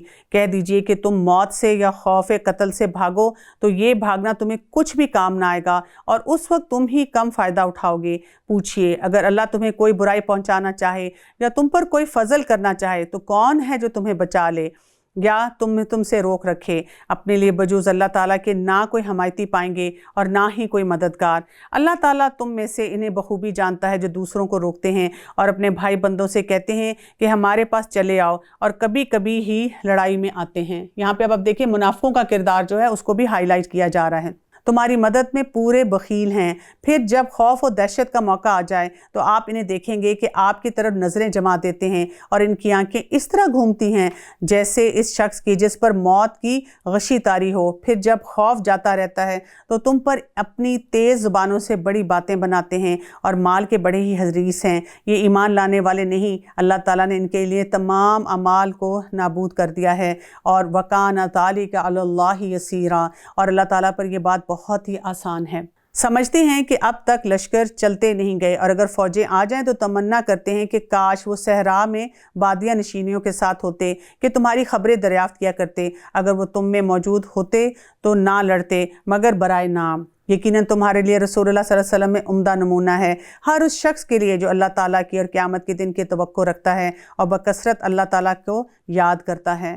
بہت اہم یہاں پہ آپ دیکھیں کہ ہم غزوہ احزاب کی بات کرتے ہوئے ایک دم سے ہمارے لیے ایک بڑا امپورٹنٹ پرنسپل یہاں پہ دے دیا گیا، کیونکہ منافقوں کی بات ہو رہی ہے نا۔ منافق کیا کر رہے ہیں؟ اب دیکھیں مشکل حالات ہیں، مسلمان پھنسے ہوئے ہیں، انہوں نے جو ہے اللہ کی خاطر جو ہے وہاں سٹینڈ لیا ہوا ہے، اور منافق آ کر ان کو پوک کر رہے ہیں، آ کر ان کو ہلا رہے ہیں اور ان کو کوئی اور بات بتا رہے ہیں۔ اور یہاں پہ کہہ دیا گیا آیت نمبر 21 میں لَقَدْ كَانَ لَكُمْ فِي رَسُولِ اللَّهِ أُسْوَةٌ حَسَنَةٌ، کہ ہمارے لیے اسوہ حسنہ بہترین رول ماڈلنگ کس کی ہے؟ رسول اللہ صلی اللہ علیہ وسلم کی۔ اس میں آپ غزوہ احزاب کے جب واقعات پڑھیں تو وہاں پہ بھی ہمیں نظر آتا ہے کہ ہمارے پیارے نبی صلی اللہ علیہ وسلم نے بڑھ چڑھ کر کیسے معاملات کیے اور کیسے حصے لیے، اور اس کے ساتھ ساتھ عام زندگی میں بھی ہر معاملے میں بھی کس طرح اس کو فائدہ کس کو ہوگا؟ لمن کان یرجو اللہ والیوم الآخر، اس کے لیے جو اللہ تعالیٰ سے کچھ امید رکھتا ہے اور یوم آخرت پہ اس کا جو ہے وہ ایمان ہوتا ہے، وَذَكَرَ اللَّهَ كَثِيرًا، اور اللہ کے ساتھ اپنا ذکر کو جو ہے وہ بڑھاتا چلا جاتا ہے۔ یعنی جس کا اللہ سے تعلق ہوگا نا تو وہی تو پھر پیارے نبی صلی اللہ علیہ وسلم کی اسوہ حسنہ کی بھی قدر کرے گا نا۔ جو اللہ کی معرفت نہیں رکھتا، اللہ کو جو ہے خالق نہیں مانتا، تو وہ پھر مخلوق میں بھی کوئی جس کو جو مرضی اللہ نے درجہ دیا اس کو بھی کیسے پہچانے گا؟ اور ایمانداروں نے جب کفار کے لشکر کو دیکھا بے ساختہ کہہ اٹھے کہ انہی کا وعدہ ہمیں اللہ تعالیٰ نے اور ان کے رسول نے دیا تھا، اور اللہ تعالیٰ اور اس کے رسول نے سچ فرمایا، اور اس چیز نے ان کے ایمان میں اور بڑھا دیا اور اضافہ کر دیا۔ مومنوں میں مومنوں میں ایسے لوگ بھی ہیں جنہوں نے جو عہد اللہ تعالیٰ سے کیا تھا انہیں سچا کر دکھایا، بعض نے تو اپنا عہد پورا کر دیا اور بعض منتظر ہیں اور انہوں نے کوئی تبدیلی نہیں کی۔ یعنی ان تمام باتوں کے پیچھے جو ہے کیا بات ہمیں سمجھ آتی ہے کہ ان کے ایٹیٹیوڈز کیا تھے۔ یہاں پر ہمیں ایک اور چیز بھی پتہ چلتی ہے، کیونکہ ہم ایک جو ہے غزوے کی بات کر رہے ہیں اور وہاں پر ہم یہ دیکھ رہے ہیں کہ کس قدر ان کی مشکلات تھیں۔ ایسے موقع پہ ہم دیکھتے ہیں، کیونکہ ہمیں غزوہ احزاب سے بھی پتہ چلتا ہے کہ دعاؤں کا بھی بہت بڑا رول ہوتا ہے ایسے موقع پہ۔ جیسے ہمیں یہ پتہ چلتا ہے کہ جب نبی کریم صلی اللہ علیہ وسلم کسی لشکر کو روانہ فرماتے تھے تو اس وقت ان کے لیے دعا کیا کرتے تھے، استودع اللہ دینکم و امانتکم و خواتیمکم اعمالکم۔ کیا آتا ہے اس میں تمہارا دین، تمہاری امانتیں اور تمہارے آخری اعمال اللہ کے سپرد کرتا ہوں۔ تو ایسی دعاؤں کے ساتھ جو ہے جو ہمارے فوجی ہوتے ہیں، جو جہاد کے لیے جا رہے ہوتے ہیں یا اللہ کے راستے میں کسی بھی کام کے لیے نکل رہے ہوتے ہیں، ان کو دعاؤں کے ساتھ رخصت کرنا چاہیے۔ اسی طرح ایک اور حدیث میں آتا ہے کہ رسول اللہ صلی اللہ علیہ وسلم نے کفار کے لشکر کے خلاف یوں دعا فرمائی، اے اللہ، کتاب نازل فرمانے والے، جلد حساب لینے والے، لشکروں کو شکست دینے والے، دشمن کو شکست دے اور ان کے پاؤں کو ڈگمگا دے۔ اسی طرح جب دشمن پر حملہ کریں تو اس وقت بھی ہم دیکھتے ہیں کہ رسول اللہ صلی اللہ علیہ وسلم اور صحابہ کرام کا طریقہ کیا ہوتا تھا کہ وہ تکبیرات جو تھی اس کو بلند کیا کرتے تھے۔ پھر یہ کہ دوران جنگ مجاہدین دشمن کے گھیرے میں آ جائیں تو اس وقت بھی دعا مانگنی چاہیے، اور اس میں کیا آتا ہے کہ ابو سعید خدری رضی اللہ عنہ کہتے ہیں کہ خندق کے دن ہم نے عرض کیا، یا رسول اللہ صلی اللہ علیہ وسلم، کیا کوئی چیز ایسی ہے جسے ہم ان حالات میں پڑھیں، کیونکہ خوف اور گھبراہٹ کی وجہ سے لوگوں کے کلیجے حلق کو آ رہے ہیں۔ تو اس ٹائم پہ رسول اللہ صلی اللہ علیہ وسلم نے کون سی دعا بتائی تھی؟ کہا تھا اللہم استر عوراتنا و آمر روعاتنا۔ کتنی چھوٹی سی دعا ہے جو کہ ہم ایسے مواقع کے لیے جو ہیں لوگوں کو سکھا سکتے ہیں کہ وہ پڑھا کریں، کہ اس میں کیا آتا ہے کہ کیا کہا تھا کہ ہاں کہو، یا اللہ ہمارے عیوب ڈھانپ دے اور ہمیں گھبراہٹ سے امن دے دے۔ اور ابو سعید خدری کہتے ہیں کہ اس کے بعد اللہ تعالیٰ نے تیز ہوا کے ذریعے دشمنوں کے منہ پھیر دیے اور اسی ہوا کے ذریعے اللہ نے دشمنوں کو شکست بھی دے دی۔ اسی طرح جب کوئی بھی انسان کسی دشمن کے مد مقابل آتا ہے اور دشمن جو ہو وہ بہت طاقتور ہو تو اس کے لیے بھی ہمیں دعا بتائی گئی ہے، اور وہ کون سی ہے؟ اللہم انا نجعلک فی نحورہم ونعوذ بک من شرورہم۔ رسول اللہ صلی اللہ علیہ وسلم جب کسی آدمی یا کسی قوم سے خوف محسوس کرتے تو فرماتے، یا اللہ ہم کفار کے مقابلے میں تجھے آگے کرتے ہیں اور ان کے شر سے تیری پناہ مانگتے ہیں۔ یعنی ہم اللہ تعالیٰ کے ساتھ جو ہے اللہ تعالیٰ کے حفاظت میں آنا چاہتے ہیں اور اللہ تعالیٰ ہی پہ توکل کرتے ہیں کہ وہ ہمارے لیے آسانیاں پیدا کریں۔ اسی طرح انس رضی اللہ عنہ کہتے ہیں کہ نبی کریم صلی اللہ علیہ وسلم دعا مانگا کرتے تھے، اللہم انی اعوذ بک من الہم والحزن والعجز والکسل والبخل والجبن ودلع الدین وغلبۃ الرجال، کہ اللہ میں فکر اور غم، کمزوری اور سستی، بزدلی اور بخیلی، قرض کے بوجھ اور دشمن کے غلبے سے تیری پناہ میں آتے ہوں۔ اسی طرح جو قنوت ہے، قنوت نازلہ ہے، وہ بھی رسول اللہ صلی اللہ علیہ وسلم صحابہ کرام کے ساتھ پڑھا کرتے تھے اور جس میں ایسی ہی دعائیں مانگی جاتی تھیں۔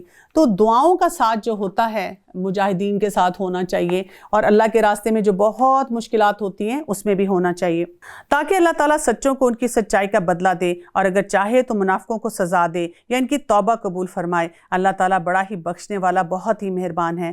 اور اللہ تعالیٰ نے کافروں کو غصے بھرے ہوئے ہی نامراد لوٹا دیا، انہوں نے کوئی فائدہ نہیں پایا، اور اس جنگ میں اللہ تعالیٰ خود ہی مومنوں کو کافی ہو گیا۔ اللہ تعالیٰ بڑی قوتوں والا اور غالب ہے۔ اب دیکھیں نا، منیمم بلڈ شیڈ کے ساتھ مسلمانوں کو کامیابی مل گئی، اور جن اہل کتاب نے اس سے ساز باز کر لی تھی انہیں بھی اللہ تعالیٰ نے ان کے قلعوں سے نکال دیا اور ان کے دلوں میں بھی رعب بھر دیا کہ تم ان کے ایک گروہ کو قتل کر رہے ہو اور ایک گروہ کو قیدی بنا رہے ہو، اور اس نے تمہیں ان کی زمینوں کا اور ان کے گھروں کا اور ان کے مال کا وارث کر دیا، اور اس زمین کا بھی جس کو تمہارے قدموں نے روندا نہیں۔ اللہ تعالیٰ ہر چیز پر قادر ہے۔ یا ایہا النبی، اے نبی صلی اللہ علیہ وآلہ وسلم، قل لازواجک ان کنتن تردن الحیات الدنیا وزینتہا، کہ اے نبی اپنی بیویوں سے کہہ دیجئے کہ اگر تم زندگانی دنیا اور اس کی زینت دنیا چاہتی ہو تو پھر کیا کرو؟ یا ایہا النبی قل لازواجک ان کنتن تردن الحیات الدنیا وزینتہا فتعالینا امتعکن واسرحکن سراحا جمیلا، کہ اے نبی صلی اللہ علیہ وسلم اپنی بیویوں سے کہہ دیجئے کہ اگر تم زندگانی دنیا اور زینت دنیا چاہتی ہو تو آؤ، میں تمہیں کچھ دے دلا دوں اور تمہاری اچھائی کے ساتھ تمہیں رخصت کر دوں، اور اگر تمہاری مراد اللہ اور اس کے رسول اور آخرت کا گھر ہے تو یقین مانو کہ تم میں سے نیک کام کرنے والیوں کے لیے اللہ تعالیٰ نے بہت زبردست اجر چھوڑ رکھا ہے۔ اے نبی کی بیویوں، تم میں سے جو بھی کھلی بے حیائی کا ارتکاب کرے گی اسے دوہرا دوہرا عذاب دیا جائے گا، اور اللہ تعالیٰ کے نزدیک یہ بات بہت ہی آسان ہے۔ اب ہم بہت مشکل حالات کی بات کر رہے ہیں، اور وہاں پر ہم دیکھتے ہیں کہ جب ہجرت کے بعد مسلمانوں کا جو معاشرہ تھا اور اس میں جو مشکلات آ رہی تھیں، اس کی وجہ سے جو معاشی نظام تھا، معاشی حالات تھے، وہ بہت مشکل تھے مسلمانوں پہ۔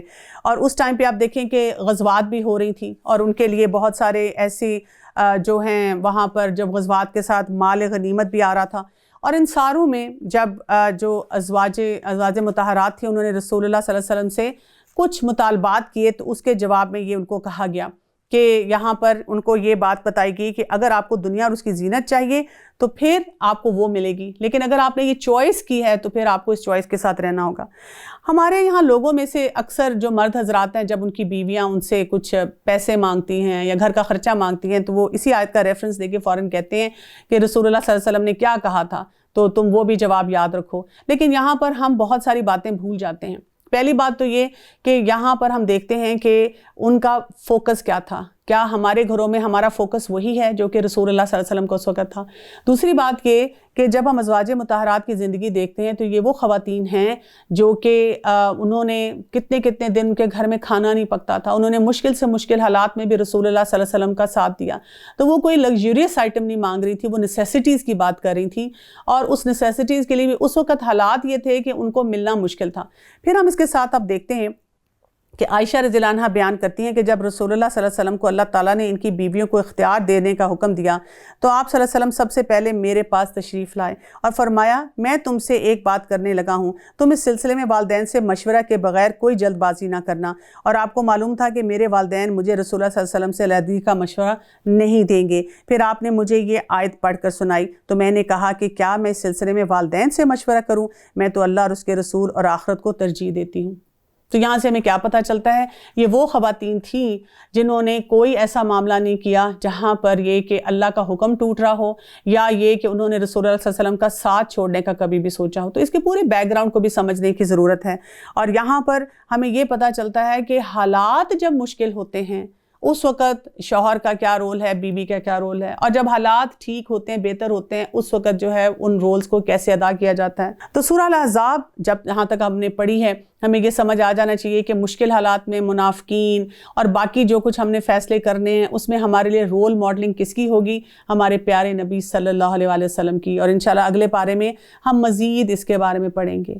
وآخر دعوانا ان الحمد للہ رب العالمین، سبحانک اللہم وبحمدک، اشہد ان لا الہ الا انت، استغفرک واتوب الیک۔ السلام علیکم ورحمۃ اللہ وبرکاتہ۔